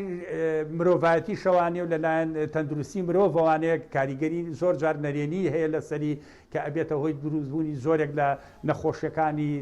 کۆئەندامی هەناسە و ڕەبووە و تەنانە نەخۆشی چاو و نەخۆشی پێست و لە ڕووی ژینگەیەکە شەوانێ زۆر جار ئەبێتە هۆی پیسبوونی سەرچاوەکانی ئاو و هەروەها کەمبوونەوەی ئاستی بین کاریگەری زۆر جار لەسەر هەنێ جار کاریگەری خراپی دەبێت لەسەر ڕۆک و گژوجا و کشت و کاڵ بەڵام هەنێ جاریش دەتوانین بڵێن سوودی هەیە بەهۆی زۆرێک لەو عملیاتی تەلقیحی نەباتیانی کە هەیە بەهۆی ئەم خۆڵبارینانەوە ڕوئایەوە زۆر جار ئەم خۆڵبارینانە سوودی ئەوەی هەیە کە لە ناوچەکانی ئەو بیابانانەوە کە زۆرێک لە کانزاکانی ئاسن پۆتاسیۆم فۆسفۆر ئەمانی تایە وەکو سەمادێک زەوی سوودی لێ دەبینێت. دەستخۆش کاگاسەوە وڵات دەمێ و پرسیارەش بکەم هەر پەیوەندیدار بە بارودۆخ و کەشوهەوای شاری سلێمانی ڕاستی ئێستاکە باراناویە بەڵام کەمێک ڕێژەی هەواکە سارد بۆ واتە وەکوی دەڵێن زۆرجار لە کوردەواری لەی زوستانی بۆ گەڕاوندینەتەوە بە پێی زانیاری و تەجروبەی بەڕێستەوە و راپۆرتانەی لاتە ئەم هۆکاری ساردبوونەوەی شار بۆچی دەگەڕێتەوە. بەڵێ خۆی ئێمە وەکو سەرەتا ئاماژەم پێەیە ئێمە لە ڕووی مەناخیوە لە وەرزی بەهاران وەرزی بەهاریش وەرزێکی گواستراوەیە عادەتەن وەرزێکە کە دەکەوێتە نێوان وەرزی زستانی پلە گەرمان نزم و دوای ئەوەش وەرزی هاوینی پلە گەرما بەرز کە ئەمە زۆر جار گۆڕانکاریەکان زۆر بە خێرایی ڕوو ئەدات و زۆر جار تەنانەت پێشبینەکانیش گۆڕانکاری بەسەرایە لەبەر ئەوەی حاڵەتێکی جێگیرێ بۆ دروست ناکات لەبەر ئەو گۆڕانکاریەکان زۆر بە خێرایی ڕوو ئەدات و لەم کاتانەشدا ئەومان لەبیر نەچێت ناوچەکان کاریگەر ئەبن بە هاتنی ئەو بارستە هەوا گەرم و شێدارانی کە لە ناوچەکانی باشوور و لە ناوچەکانی خولگەیەکانەوە ڕوو لە ناوچەکانمان ئەک بەهۆی ئەو نزمە پاڵەپەستۆ دەریاسوور و نزمە پاڵەپەستۆ سوودانیانە کە بڕێکی شێ زۆر لەگەڵایە و هاوکار لەگەڵیشیدا لە هەمان کاتدا شۆڕبوونەوە و هاتنە خوارەوەی ئەو بارستە هەوا ساردە جەمسەریانەی کە ناوچەکانی باکووری گۆی زەوی تا کاتەکانی ئێستاش بارستە هەوای ساردی تایە کە ئەمانە خۆی لە خۆیدا هاتنی ئەم بارستە هەوا ساردانە و هاتنی بارستە هەوا گەرمە شێدارەکانیش لە ناوچە خولگەیەکانەوە بۆ ئەم ناوچانە ئەبێتە هۆی دروستبوونی زۆرێک لەو ناجێگیربوونانی کەشوهەوە یان ناسەقەمەگیریانی کەشوهەوە کە زۆر جار ئێمە بینیمانە لە وەرزە گواستراوەکانە وەکو وەرزی بەهار وەرکو وەرزی پاییز عادەتەن بارانبارینەکان زۆر جار شێوە بە خوڕی بەخۆیەوە بینێ یا زۆر جار لێزمە باران بەخۆیەوە بینێ زۆر جار تەرزەی لەگەڵا ئەبێ هەورە بروسکەی لەگەڵا ئەبێ ئەمانە دەگەڕێتەوە بۆ ئەم بابەتانی کە باسمان کرد. زۆر باشە کاگاسۆ ینی لەو دەرفەتەی هەمە بەڕاستی دەمێ ئەوەش بپرسم هیچ راپۆرتێک گەشتوتە لای بەڕێزت هەر پەیوەندیدار بە بارەدۆخی کەشوها و ڕێژەی بارانبارین بەڵام باز لە ئاوی ژێرزەوی بکە نازانم پێم وابێ کەمێک لە پسپۆڕەکەی بەڕێستانەوە ئیشیداری بەڕێستانەوە دوورە لە زۆرێک لە ناوچەکانی هەرێمی کوردستان کانیاوەکی زۆر و بیرەکان بژاونەتەوە ئاوی زۆریان با بڵێن هەیە ئەمە ئەکرێ هەر بەردەوام بێ یاخود حاڵەتی کاتیە و لەبەرەوەی باراناوە کە دەچووەتە ناویانەوە. بەڵێ ئێمە ئەم ساڵ لەگەڵ ئەوە شاکتا ڕادەیە کە ئەتوانین وتمان ئاماژەمان پێیا کە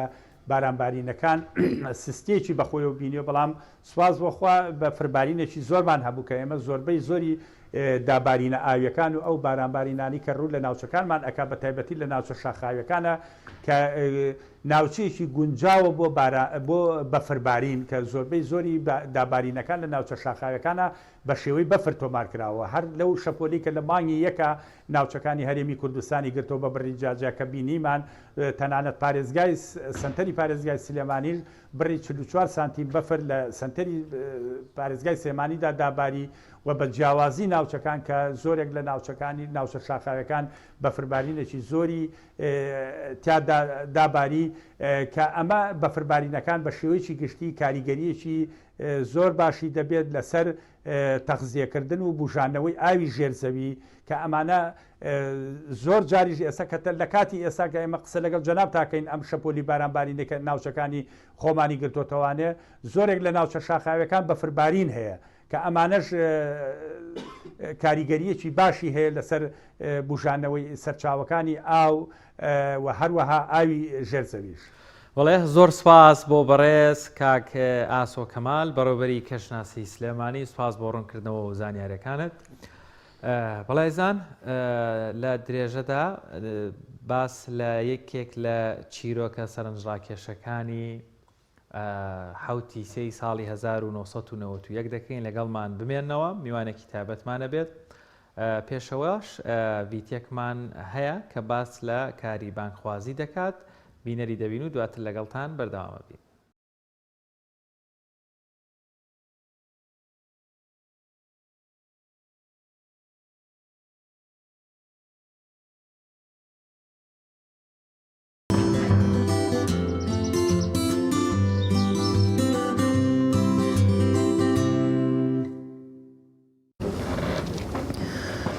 الله أكبر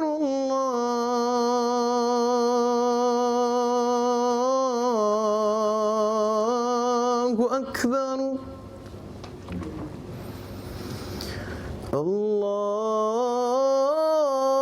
الله أكبر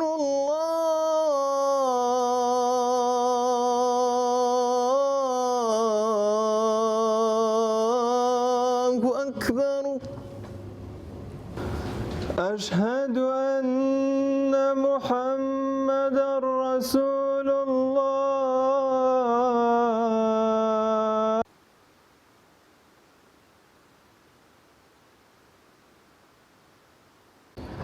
لا إله إلا الله. سألهم خزنتها ألم يأتكم نذير بل لجوا في عتو ونفور إذا ألقوا فيها سمعوا لها أولم يروا إلى الطير فوقهم صافات ويقبضن ما يمسكهن إلا الرحمن إن الكافرون إلا في غرور.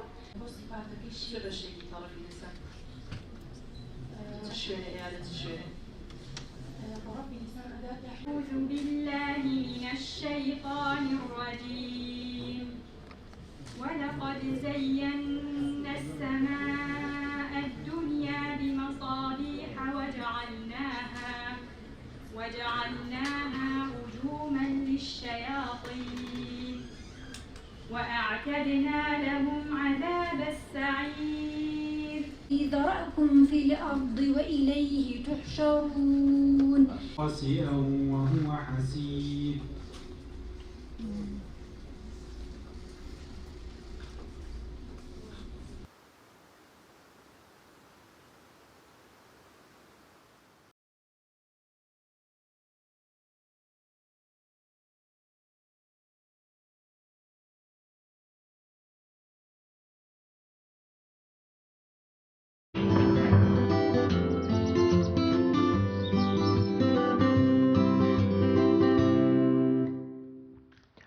دووبارە دیارە ئەمڕۆ حوتی سێ سی یەک ساڵ بەر لە ئێستەی تەمەەن ساڵی 1991 جەماوەری کوردستانی باشوور لە شار و شارۆچەکان لە پێنجی سێوە لە ڕانیا ڕاپەڕین و خۆپیشاندان و ناڕزایەتی دژی حکوومەتی ئەو کاتەی عێراق دەستی پێکرد حوتی سێ جەماوەری شاری سلێمانی و دەوروبەری ڕاپەڕین لە دەرەوە لەسەر شەقامەکان حکوومەت لەگەڵ هاوڵاتیان تێکەڵ بوو حکوومەت ڕای کرد هاوڵاتیان و پێشمەرگە دواتر هاتنە نێو شار لەم کاتەشە بەشێک لە شۆڕژگێڕان وەروها قەڵەم بەدەست و نووسەرانی دیاری شار و وڵات لە نێو زیندانەکانی ئەو کاتەی حکوومەتی عێراقیا بوون بابزانین حوتی سێ لە نێو زیندان چی وزەراوە و وەروها چیرۆکەکانی پێش چوونە زیندان و دوای چوونە زیندانی میوانێکی زۆر تایبەت ئەویش زۆر بەڕێز ئەندازیار تاهاسۆڵەیی وەک زیندانی سیاسی وەروها وەک بەشداربوویەکیش لە ڕاپەڕین لێرە لەگەڵمان میوانە کاکتا زۆر بەخێر بن تەشەکورەکەم زۆر سپاس پێشەوەی بچمە لایەوەی چۆن بوو گەشتیتە زیندان و بۆچی چیتە زیندان ئەمەوێ بڵێم حوتی سێی 1991 سەعات دە و حەوت دەقایەوە لەکوێ بوون بسم الله الرحمن الرحیم لە خزمەت جەنابتانە برایانی پشت کامێرە ستافی ئیداری هونەری کەناڵی پەیام بینەرە بەڕێز و خۆشەویستەکان دەڵێم السلام علیکم ورحمة الله وبرکاته سپاس بۆ میوانداریتان وەڵامی پرسیارەکەی جەنابەت ئەم کاتانە ئێمە من بە تایبەتی لەگەڵ 36 کەسی ترا لە ژێرزەمینی ئەم نەسوورەکەی سلێمانیا بوون هیچ زانیاریتان هەبوو لەسەر چیرۆکەکان و ڕووداوەکانی دەرەوەی زیندان بەڕاستی هیوادارم ئینشاءڵڵا خۆی گەورە لە قیامەتە حسابی مەوعودە بۆ ئێمە بکە ئێمە زیندە بە چاڵ کراوین بەڕاستی ئێمە زیندوو بووین بەڵام لە گۆڕستانە بە تایبەتی لە زیندانی زمانی بەعسا بە تایبەتی ئەگەر بە تۆمەتی سیاسی زیندان بکرایتایە بە تایبەتی تر لە ئەم نەسوورەکەی سلێمانیە و ئەوەی کەوا خەڵک ئەیبینێ کە ئێساڵێن ئەم نەسوورەکەەوە شوێنی فیشەکی پێوە دیارە و بینایەکی بەرزە ئەوە بەشە ئیداریەکەیەتی بەشە سجنەکە کەوتۆتە پشتەوە ئەو چوارڕێ هەیە تەقاتوعەکەی کە ئەچێتەوە بۆ لای پارکی ئازادی و ئەچێتەوە بۆ لای سانەوی شۆڕش و یێتەوە خوارەوە ئالەو ڕوکنا لەو سوچا بینایەکی با بڵێن نەترێکی ڕەساسیە دوو نهۆمە ئەوە سجنەکەیە خەڵک کە ڕاپەڕین و بە تایبەتی لە کۆتا ڕۆژەکان و لە کۆتا سەعاتەکانە هاتن بۆ ئەم نەسوورەکە هەمویان لە بینای ئەم نەسوورەکەیان ئەیە لە کاتێکا بۆ ئێمە ئەگەڕان ئێمەش لە شوێنێکی ترا بووین کەس پێی نازانی ئەچمە وردەکاریەوە بەڵام بە تۆزێک بگەڕێنەوە بۆ ڕووداوەکانی پێشووتر کەی دەستگیرکرایی وەروەها چۆن دەستگیرکرایی چۆن برای بۆ ئەم نەسوورەکە والله جا ئەوە وەکو میسری ئەڵێ حکایە طەویلە کاتێکی زیاتری ئەوێ کەوا من باسی لێوە بکەم بەڵام تەنها ئەوانە عەرز بکەم کە من بەهۆی مفەوەز شەماڵەوە دەستگیر کرام و یەکسەریش بردمی بۆ ناو شوڕتەی سەرا لەوێ خێرا تەسلیمی ئەلبەتە کاتێکە درەنگ بوو ئەوەنە ئەزانم پێنجشەممە بوو دەوام خەریک بوو تەواو ئەبوو ناو حەوشەی سەرا خەڵکی زۆرتیا بوو ڕاید یەک ئەهاتە دەرەوە سواری سیارەکەی بێت یەکسەر منی برد وە لای ئەوە من ڕادیۆیەکم پێبوو دەگیرفانما بوو دوو کتێبم پێبوو یەکیانی مامۆسا حەسەن پێنجوێنی بوو ئێستا دڵنیام کتێبێکی تریان دەستنووس بووی مامۆسا محەممەی مەلا ساڵحی شارەزووری مارکس لە تەرازوی ژیریە طبعا کاک عەبدوڵای خاڵەشی حسێنی هاشمی سۆڵەیی کە هەم ڕەفیق و هەم خزم بۆ ئەوشم لەگەڵا بوو ئیتر یەکسەر زابطەکە وتی یەکسەر بینێرن بۆ ئەمن هیچ نەوەستا بردمانە سەرەوە لە ناو قاتی دووەمی سەرا و ئیتر کەسێکی زۆر زۆر دڵسۆز ئیشێکی باش بۆ بکە قەت وەکو ئەو شەماڵە نایکە زۆر زۆر حەریص بوو لەسەر ئەوەی ئێمە ئەو ڕۆژە هەر چۆنێکەیە فریای ئەمنەکە بکەوین و ئەهات و ئەچووە مشور ڕۆژوریە کرد و ئێمەش دانیشتە بووین من و کاکە عەبدوڵا کە ڕۆیشت و هات ئێمە دانیشتە بووین ئەیوت ئێستا ئەزانم چیتان لێکم منی شوتم لا حول ولا قوة إلا بالله لا حول ولا قوة إلا بالله هەر ئێوە مسلمانها بەڵحاصڵ ئیتر ئەمەیان نارد بۆ ئەمنە سوورەکە و لەوێش دەوام تقریبان تەواو بوو نزیکی سعاتێک سعات و نیوەک زیاتر لە ئیستیعلاماتەکە وەستێنراین هەتاکو وەریان گرتین ئیتر ئێمە هەر ئێستا بیرمەکەوێتەوە کە بەشێکی کراوە بە مۆزەخانە بۆ شوێنانە و بەعزەی دەبا بە شتی تیادانراوە و ئەڕۆیت و ئەچیتە پشتەوە و ئەگەیتە ئەو شوێنەی کە ئێستا کە عەرزم کردی سژنەکەیە ئەوەی کەوا ئێستا عەرزی جەناب و بینەرانی بکەم ئەو ژێرزەمینەی کە ئێمەی تیا بووین کە هەتاکو ناو حەوشەی سژنەکە پێنج دەرگامان لەسەر داخرابوو 5 دەرگا اینجا یعنی ئەم 5 دەرگایشمان بشکانایە یا بمان کردایەتەوە اینجا هاتیە ناو حەوشەکەەوە يعني هێشتا هاتیە حەوشەکەەوە ئیتر خۆ تەسەورەکەم یعنی بڵێم مەگەر باڵندە بیتوانێ بەسەر ئەو شوێنە بڕوە ئەوەنە هەر ناو حەوشەکەش ئەو بەشەی بەڕاستی زۆر گەورە نەبوو هەمووشی بە تەلی دڕکاوی حەوشەی سژنەکە پێچرابەوە ئیتر هەر لە دەرگای ئەیە دەرگاکان ئەستور بوون و پەنجەرێکی بچووکی تیا بوو ئەی کردەوە ئەگەر ئەو کەسەی نەناسیای نەیە کردەوە زانی ڕاید ماجید بوو مدیری سژن ئەو وەریگرتین و تەسلیمیکردن یەکسەر عەبدوڵایان لە من جا کردەوە نەمزانی ئەو چی لێ هات و یەکسەر منیان برد بۆ ژوورێک و بەم دەستی ڕاستەم هەڵوان واسیم بە دەرگایەکەەوە زۆر باشە بەڵێ ئەبوورە زامی شێکولێنینەوە ئەو ڕووداوە ناخۆشانە بەڵام بە دڵنیایەوە بۆی جیلی نوێژ بزانن ڕۆژگارێک چی گوزەرا و کۆمەڵی خەڵک چۆن قوربانی داوە با بە دیاریکراوی بینەوە بۆ حوتی سێ حوتی سێ و سعات با بڵێن ئیتر لە بەیانیەوە با بڵێن ئێستا دەیە لەناو ژێرزەمینەکان فەرمووت 35 کەس ئاخیر جا لە بەروی دڵیام لەسەرەوە شڵەژاونەوان ڕەنگە بەشێکیان ڕایان کرد بێ ئێخۆ کەسی نایە 6 دەرگا بکاتەوە بێ بۆ لای سژنەکان و بڵێ شتێکی وا بۆ یان نان بێنێ یا ئازادتان بکە لەوێ چیتانە کرد یانی چ حاڵەتێک بوو چەندێگە بوو کەس نهات بوو بەلاتانەوە لە پاسەوانەکان بەڵێ واللهی جا من ئێستا خۆمێکێکم لەوانەی زۆرم حەز لە سینەمایە و حەزم لە فلیمە زۆر جار هەتا بەشداریم کردو لە نێتفلیکسە بۆی سەیری ئەفلام کەم بە تایبەتی ئەو فلیمانی لەسەر هۆلۆکۆست جوولەکە دەریان کردووە وازانم ئەو معاناتەی کورد هەی بووە و بە تایبەتی ئێمە لە زیندانەکانە ئەگەر خەڵکی دڵسۆز و کارای خۆی هەبووایە چەندین فلیمی لەسەر دەرەکرا لەسەر معاناتی نەک من هی ئەو خەڵکی کەوا چەندین ساڵیا لە زیندانەکانی تراو لەو شوێنە بووە طبعا ئێمە من پێشتر لە ئینفرادیە بووم ئینفرادیش ئەتوانە بڵێم ژوورێکە هەر بەقە ئەم فەرشەی بەردەممان تقریبان مەترێک مەترونیەک بە مەترونیەک شتێکی ئاوا بووە و بە تەنها و بە هەڵواسراوی و لە مەراحلی تەحقیقا بووین کاتێک تەحقیق تەواو بوو لەلایەن ملازم عەلیەوە و فایلەکان دۆستیەکە حازر کرا بنێریە بۆ محکەمەی سەورا بۆ لای عەواد بەندەر ئیتر ئێمەیان هێنا بۆ ژێرزەمینەکە ئەڵبەتە کە پێڵێن ژێرزەمین ئێستا گەر بچی سەیری کەیت وەکو مەتحەفێک تقریبا تەسەورەکەم 5-6 پلا چیتە خوارەوە زۆریش قوڵ نییە بەڵام 2-3 میتر لەسەریەوە بوو ئەویان ناو نابوو ژێرزەمینەکە بە دەوری ژێرزەمینەکەشە ئیتر چەندین لەسەرەوە لە خوارەوە چەندین ژووری ئینفرادی تیا بوو وەکو بڵێ بەشێکی زۆری ئازادبوونمان بدەستکەوت هەر ئەوەی چوینە ژێرزەمینەکە هەر ئەوەی کەەوە ئامادە کراین بۆ محکەمەی سەورە ئەوە بە نیسبەت ئێمەوە جۆرێک لە فەرەحی بوو من زۆرم پێخۆش بوو چونکە بەڕاستی 72 ساعات بەم دەسە بەسرێتەوە زۆر زەحمەتە دوای ئەوە ئەرزی ئەدە بەکەم لە خزمەت بە ڕێزانە ئەگەر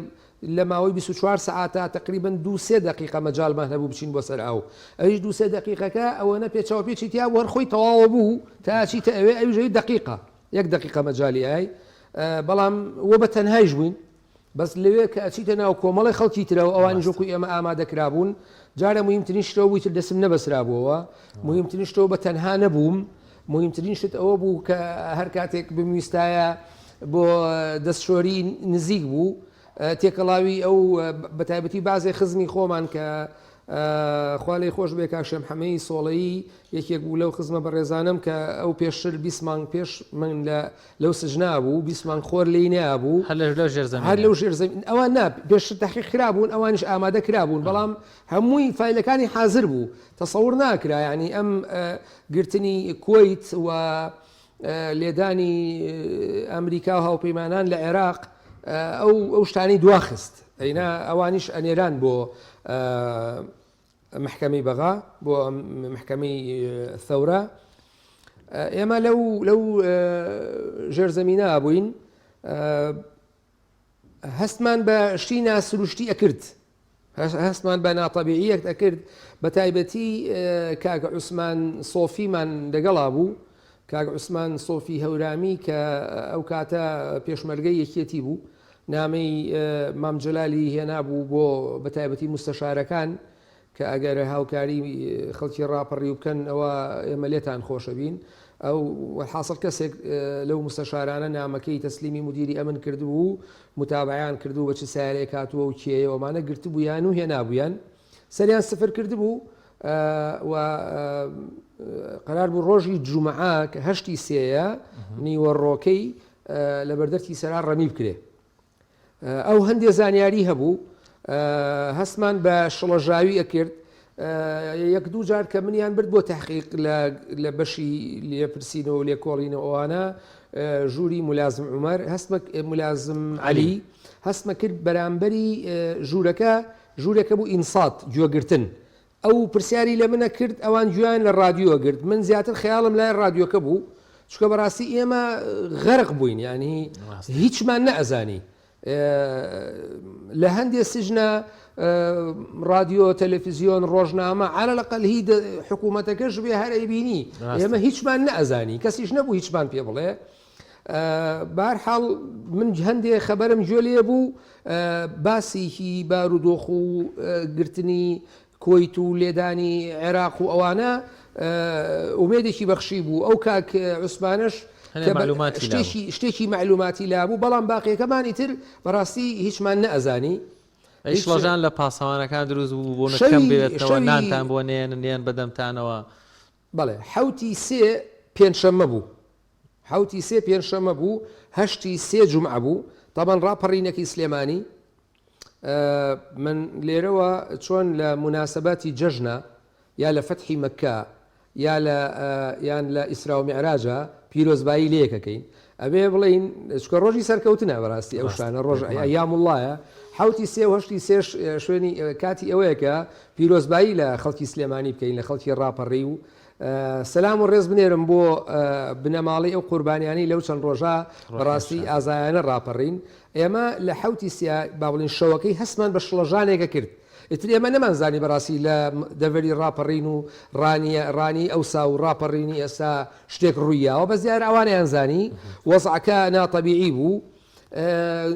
جارێک هینەکانە هاتن تەبەن تەقەی پێیان ئاوا بەهاتایە ئیتر ئێمە بەڕاستی هەر کەسێ لەو سژنا بواە دڵی دا خوڕپا چونکە اینجا ئەو کەسەی کە ئەهات سەجانەکە تقریبا وەکو ملوانکەیکی گەورەی لە ملا بوو کە هەمووی کلیل بوو هەمووی کلیل بوو زڕێی کلیلەکانی شەهات ئیتر ئایا بۆ چه ژوورێکە چێ کێ ئەبا بۆ تەعزیب وەی هێنێتەوە و لێ پرسینەوە نەمانەزانجا ژێر دەرگاکان بەڕاستی دەرگاکان تقریبا 30 سانتیمەترێک ژێرەکەی بۆش بوو ئیتر ئێمەش وەکو بڵێ سیادی نەبووین ینی وەکوگەڵی سیاسی خۆ بەناحەق نەگیراوین لەوێ ئیتر هینمان نەکرد هەوڵمان بزانین بازش بزانین کەسماندانە ئەمە تۆ ئەم مدەیەتەوە ئیشی ئەوە بێ بە سەیری ژێر دەرگاکە بکە بزانە چییە شڵەژاویەکمانە بینی بەڕاستی بە هینەکانەوە بە پاسەوان و سەجانەکانەوە دەنگە دەنگ و هینێکمان هەستمان بە ناتەبیعیەکە کرد بەیانیەکەی کە ئەمڕۆیە حوتی سێە بەدەنی تەقە بەڕاستی خەبەرمان بووە هەستمان بە تەقە کرد لەناو شار تەقە هەستمان بەڵێ طبعا ئەو بەشەی کە ئێمەی تیا سژن بووین و ئەو بەڕێزانەی یا بینەرانی کە ئێستا گویان لێمە و ئەگەر ڕێیان کەوتە حەزەکەم بەڕاستی بچن بۆ مۆزەخانی ئەم نەسوورەکە لە بەشی حەمام و توالێتەکەەوە ئەمبەری وازەم سێ توالێت سێ حەمام بوو سەتڵی گەورەی پلاستیکی هەبوو بۆ خۆڵ ئەوانەمان هەڵگێڕابووەوە ئەچووینە سەری و لەگەڵ ئەوە شایەکی تر ئەچووە سەرشانی ئەوەکەی ترمان بۆی لەو پەنجەرە بچووکەوە سیر بکەین لە بەشێکیانە ناو حەوشەی ئەمنەکەمانە بینی لە بەشەکەی تریا بینایەک هەبوو پیان و قیادی جێی شعبی ئێستا وابزانم ڕێکخراوێکی مەدەنیە نازانم با بڵێن ڕووی کردوتەوە ناو پارکی ئازادی ئەلێو هەستمانە کرد لەو سەربانی قیادی جێی شعبیەوە تەقەیانە کرد لە گردەکەی زەرگەتە یعنی دیار بوو خەڵک لە ناو ئەو گردەی زەرگەتەوە کە ئێستا گۆڕانی تایە لێەوە بەو دۆشکەیە تەقیان لێەوە ئەکردیانی هەستمان ئینجا شڵەژاوی ناو ئەمنەکە زیایی کرد خۆ ڕەشاشتەك طب بالمەلاجێ لەم یعنی تووڕەبوون لە یەکتری ئێمە ئیتر بەڕاستی زانیمان وەزعەکە تێک چووە خۆی لە حاڵەتی ئەتیادی شایەمە هیچیان نایین یعنی خواردنێک نانێک بەقەت چاوی علادینێکە و ناخۆش و بچووک چەندن کە خورمایەک تۆزێک شۆربایی نیسک لە دوای ڕاپەڕینەکە خەڵک هاتن سەیرانە کرد ناو سژنەکە پڕ بوو لە سەتڵی ماس سەتڵی بچووک بچووک هەبوو ببورن لەم کەلیمانە بینەرانی بەڕێز بەس هەر ئەو سەتڵا بەڕاستی ناچار بووین میزیشی تێ بکەین و شۆرباکەشی تیا بخۆینی تر ئەوە وەزعەکە بوو ینی تۆزێک ئاومان لەو سەتڵانە گلایەوە احتیاتێکمان کردوتمان تازام شتە ڕوویاوە بە ئاسانی تەواو نابێ ئەو چەندن کە خورمایە و لە تەنانەمان پێ بوو یەکسەر لە بینی خۆمانە بڕێرمانە کەس نەیخوا حتاکو و نەگەیتە زۆر محتاجی حەزەر واجبەنەوە کەس نەیە بەدەمتان و ئێمە چەند کەسێک بووین نوێژمانە کرد بە تەیەمم بۆی ئاو سرف نەبێ بە تایبەتی تریش کە هەستمان کرد فیشەک بە تەنکیەکانی سەربان کەوت ئاوەکە ئەڕژایە خوارەوە ئیتر خۆتمان لەم کاتانە ئیشەڵا نایەن دیلیڤەری خواردنمان بۆ بێنن هەر ئەو چەندن کە خورمایە من هەتا هاتیشمە ماڵەوە دوای عینەکە دووسێ پارچە نانی ڕق و دەنکە خورما هەر لە ژیفانی پانتۆڵەکەمە هەرما بووە زۆر باشە کاکتا لە ئەو لەحزەیەی کە لە دەرگای زیندانەکە درێ ئێوە ئازاد دەکرێن یەکەم کەسکێتان بینی کێ هات بەدەمتانەوە دەرگاکەی کردەوە هەر لە ناو حوتی سێیا بۆ یا گەشتە هەشتی سێ هەستان چۆن بوو چۆن گەشتنە لایەوە چۆن ئێوەیان دۆزیەوە وەڵای ڕاستێکی کەس ئێمەی نەدۆزیەوە یعنی جار ئێمە حوتی سێ فلیمەکە تەواو نەبوو لە حوتی سێ دەسی پێکرد لە حوتی سێ دوایی کە بیستمان دیار لە سەرتا پای شارەوە لەسەرەوە بۆ خوارەوە با بڵێن لە ئازادیەوە دواتر بنکەی پۆلیسی ئیسکان لای زانکۆی سلێمانی و ئەوانە گیراوە تووە ناو با بڵێن سەرای سلێمانی گیراوە دوایی هاتوون بەرەو قیادەی شعبە کە ئێستا لای لقی چوار و بۆ بە تەلاری قەیوان فرقا ئەوانە گیراون فرقەی حطین کە ئێستا مەڵبەندی یەکێتیە ئەوە گیراوە سنتەری گەنجانی ئێستا کە قیادەی بڵێن فرقەی ئەنفال بووە لە ڕعایە شەباب ئەوانە هەمووی گیراون یەکە بە یەکە ئەم تەواریەکەی سلێمانی کە لای شارەوانیەوە ئەم بنکە بەهێزانە قیادەی جێی شعبی کە ئێستا قیادەی ببوورە فرقەی شەهید عوسمان کە ئێستا ئاساییشە لای توی مەلیکەوە یەکە بە یەکە ئەم بنکە و پێگە عسکەریە ئەمنیە حیزبیانەی حکوومەت سقوڵی کردووە کەوتووە و جەماوەرە ڕایان ماڵیون باشترین و شوێن و پەناگە بەڕاستی ئەم نەسوورەکە بووە و فعلا کە دیزاین کراوە و جێبەجێکراوە بۆ حاڵەتێکی وا جێبەجێکراوە ئەگەر یعنی داوایان کردووە لە کەرکووکەوە ئیمدادیان بۆ بێت و فریایان کەون ئەگەر فریایان بکەوت نایە لە کەرکووکەوە لەواچێت ڕاپەڕینەکە سەری نەگرتایە بەڵام ویستی خواوا بوو کە زوڵمەکە لەو ئەستوریا بپشڕێ ڕۆژی چەماڵی شاخر هەنێک بۆ مێژوو لە چەماڵ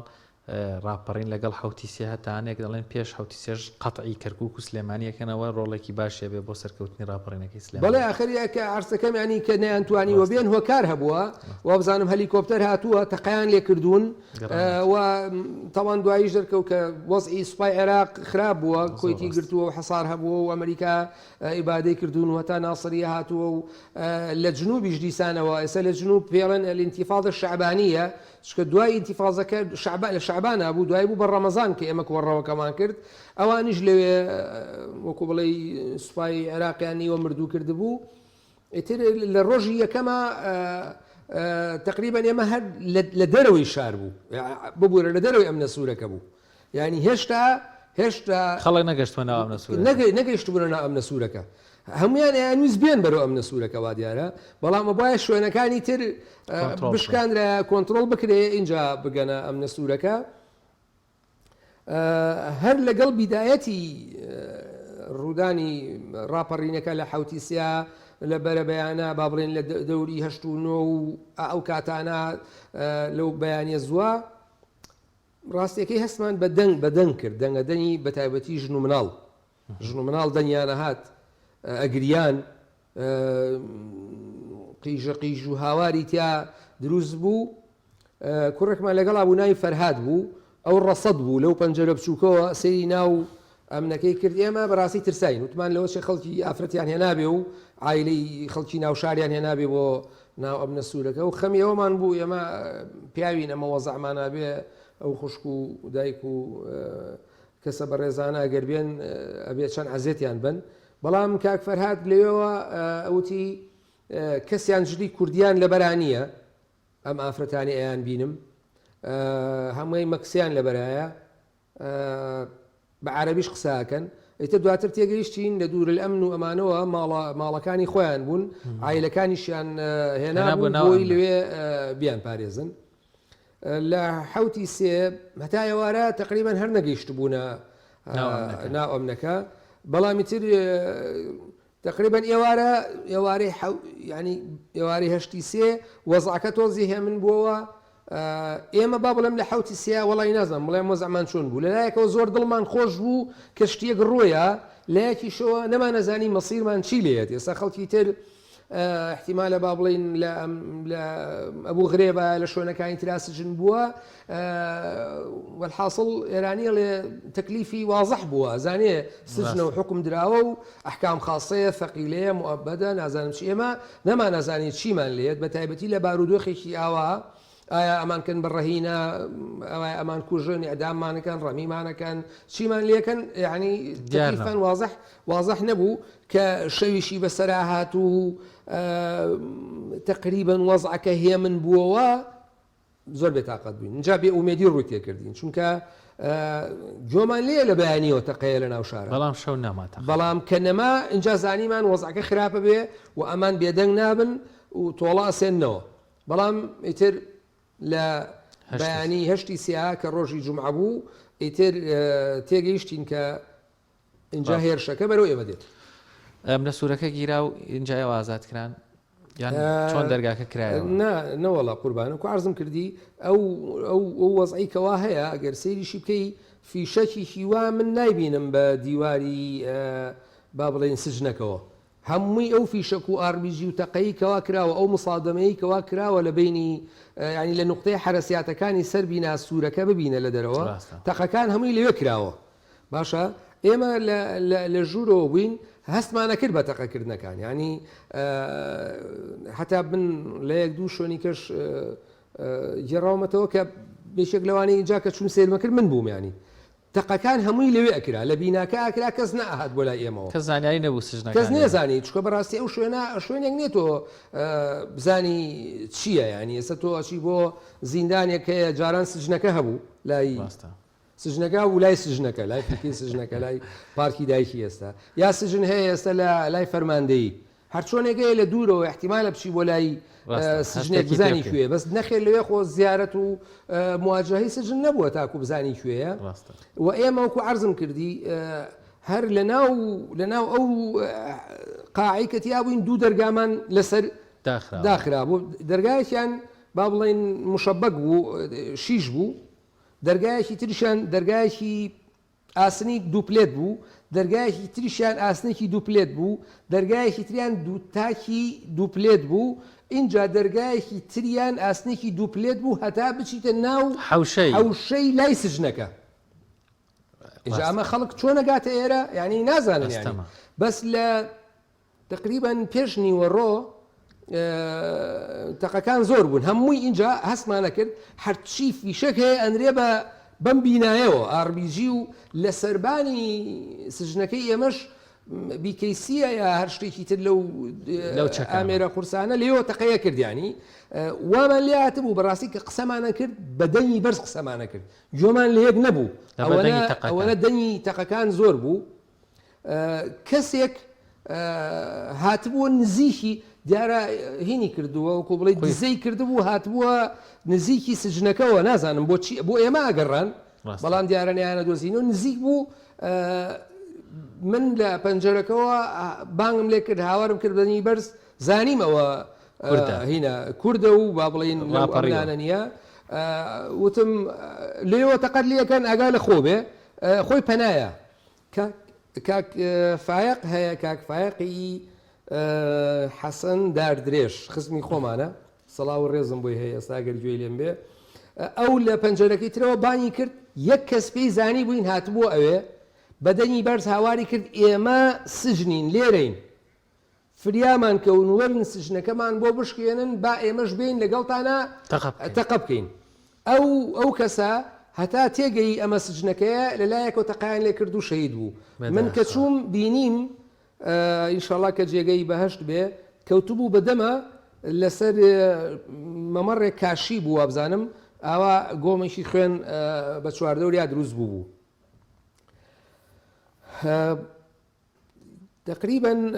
سعات نازانم بڵێم چەند بوو 11 بوو تاڵبەت من سعاتم پێ بوو سعاتێکی ئەلەکترۆنی تەنک لە گیرفان مابوو کە تەفتیشیان کردم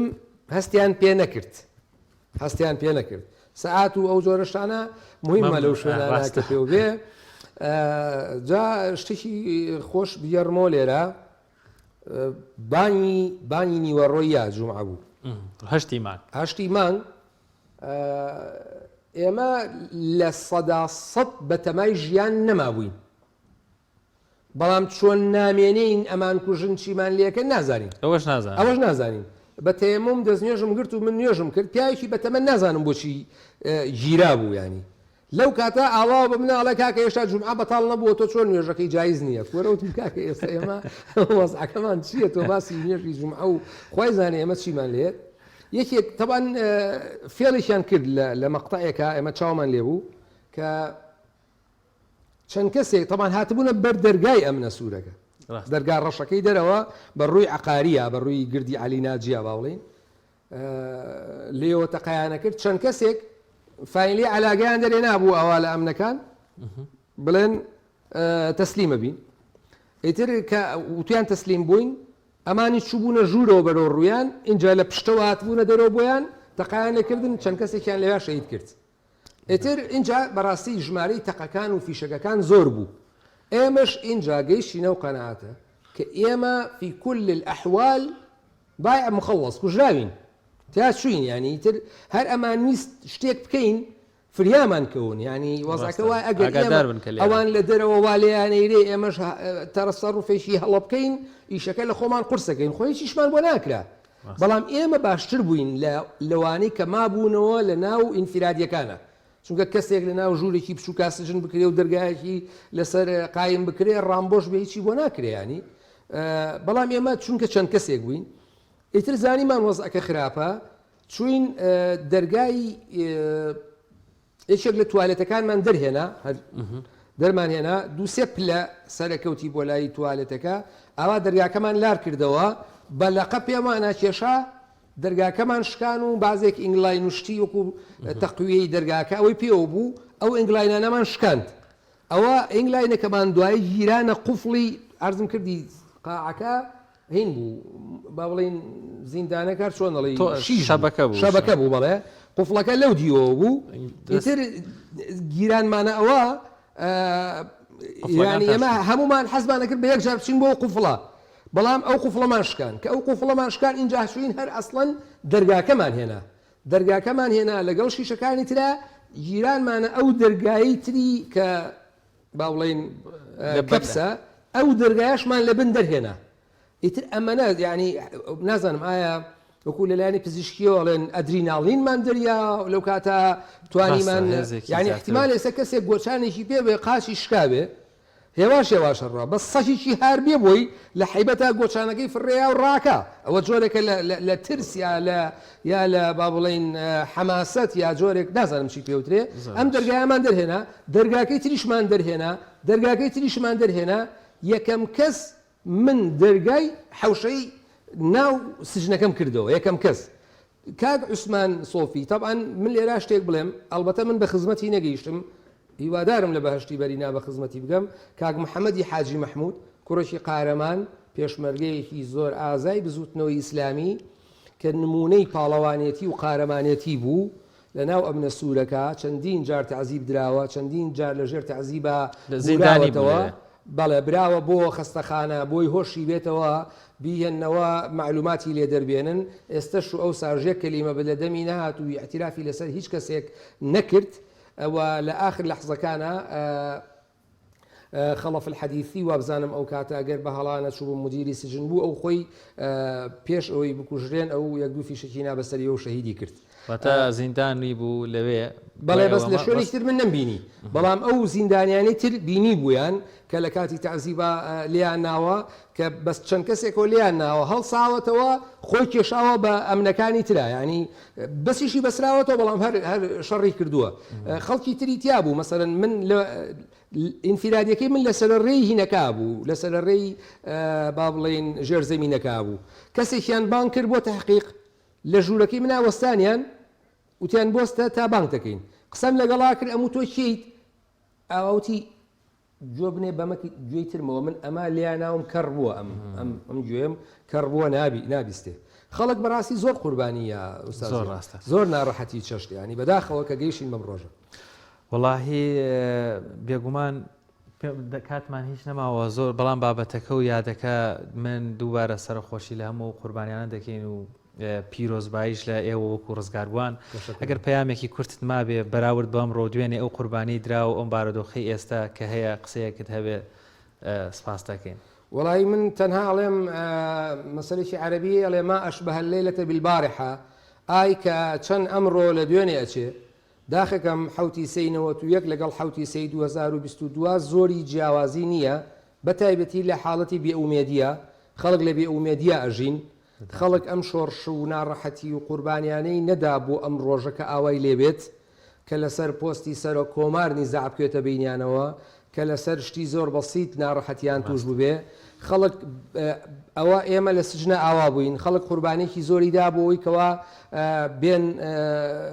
زیندانەکان بشکێن و لە جەور و ستەم نەجاتیان بێت بگاتە ئەوەی بڵین وەرن کاکە فریاکەون زبڵ کۆڵانەکانی گرتووە نەوەڵا ڕۆن نەماوە نەوت دەست ناکەوێ غاز گران بووە معاش نایرێ پارە لە بەغاوەیەت ئەم جۆرەشتانە خەڵک بەڕاستی بۆ ئەمە قوربانی نەیە و من ئەمێ بەڕاستی ینی لێرا شتێک باسکەم پیاوێک ئەڵێن ئەچێ بۆ لە لادیە جاران هاتوچۆ زەحمەت بووە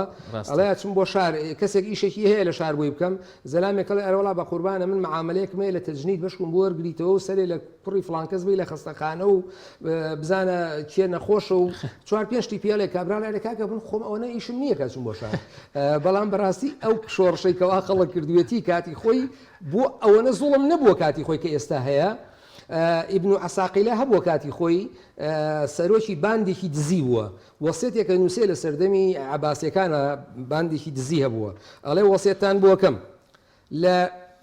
لە پارە لە مناڵ نەدزن لە ژن نەدزن لە فەقیر نەدزن لە نەخۆش پارە مەدزن لە دراوسەتان پارە مەدزن ئەگەر لە کەسی دەوڵەمەند و ئەوانەش پارەتان دزین نیوەی بدزن با بتوانێ ژیانی خۆی پێبەرێ بەسەرەوە داخەکەم وەسیەتەکەی ئیبن و عەساقیلیان جێبەجێ نەکردووە ژوتی بلە ژیان لەمەشا شەریکین و لەوەشا شەریکین و لەوەشا شەریکین هەمویان بردووە نەک شەریکین بەڕاستی هەمویان بردووە و خەڵکەکە ئێستا خەریکە بڵێم ئێستا حەز نەکا گوێ لەم بەرنامە و لە ئەمسالی من بگرێ بڵێت خوا ئەو شۆڕشەی کەوا کراوە بۆ ئەوەمان کردووە کە بگەین بەم نەتیجەیە بەڵام دیسانەوە من بە تەمەناکەم لە خواجە لە جەلالوه ئەوانەی کە لە پێناوی ئاینی ئیسلام و ڕزگاری خاک و وڵات و دیفاعکردن لە خەڵکی مەزلومە گیانیان بەخشیوە بە شەهیدی وەربگرێ و لە بەهشتی بەرینیا جیان کاتەوە پاداشتی کە سوکاریان باتەوە و سەلام و ڕێزم بۆ بنەماڵە بە ڕێزەکانیان هەیە پیرۆزبایی لە خەڵکی شاری سلێمانی و گەلی کوردستانەکەم بە بۆنەی ساڵیادی ڕاپەڕینەوە تەمەناکەم کە ئینشاءڵڵا ئەم هێزە دەسەڵاتدارانە کە هەر خۆیان بوون لە ئەوڵەوە تاکو ئێستا ئەوەیان بیر نەچێ من وەکو هاوڵاتیەک ئەرزیانەکەم هیوادارم ئەمە بە قسەیەکی دڵسۆزانە وەربگرن خوانەخواستە وەکو تەهدیدێک وەری نەگرن ئەم سلێمانی کەوا ڕاپەڕی و ئەم نەسوورەکەی شکاند هەر ئەو سلێمانەیە کە لە بەردەرکی سەرا دژی ئینگلیز شۆڕشیان کرد و ئەولە سیست شەهید بوو ئەم مێژوو خوابکە خۆی دووبارە نەکاتەوە با لەگەڵ ئێوە نەبێ و چارەنووسمان لەمە زیاتر تاریک و لێڵ و ناڕوون نەبێت. زۆر سپاس زۆر بەڕێز ئەندازیار کاک تاسۆڵەی تەمەند درێژوی سپاس بۆم دەرفەتێ بێمەد بەخشی سپاس بۆ جەنابیشتان. بینەرانی عزیز ئەمێ دەکەین میوانێکی ڕۆحسوک بوو بین دووبارە پیرۆزبایی لە جەماوەری بە شەرەفی کوردستان بە تایبەتی و ئەم ڕۆژ لە بەروەی حوتیسەیە لە شاری سلێمانی و ڕۆحی هەموو قوربانیان شاد وەروە سەرۆخۆشی و سەبووری بۆ بنەماڵەی شەهیدان بە وایەین ڕاپەڕین ئیتر وانەیەک بێت ئەم دەسەڵاتایی ئەم ڕۆژ پێویستی بە ڕاپەڕین نەبێ خۆیان چاک بکەن. سپاس بۆ بینەریەوەش سپاس بۆ هاوکارانم بڕگۆ بابەتەکانی ئەمڕۆی پەیامی ڕۆژمان پێشکەشکردن تا پرۆگرامێکی تر بەخواتان ئەسپێرین خواتان لەگەڵ.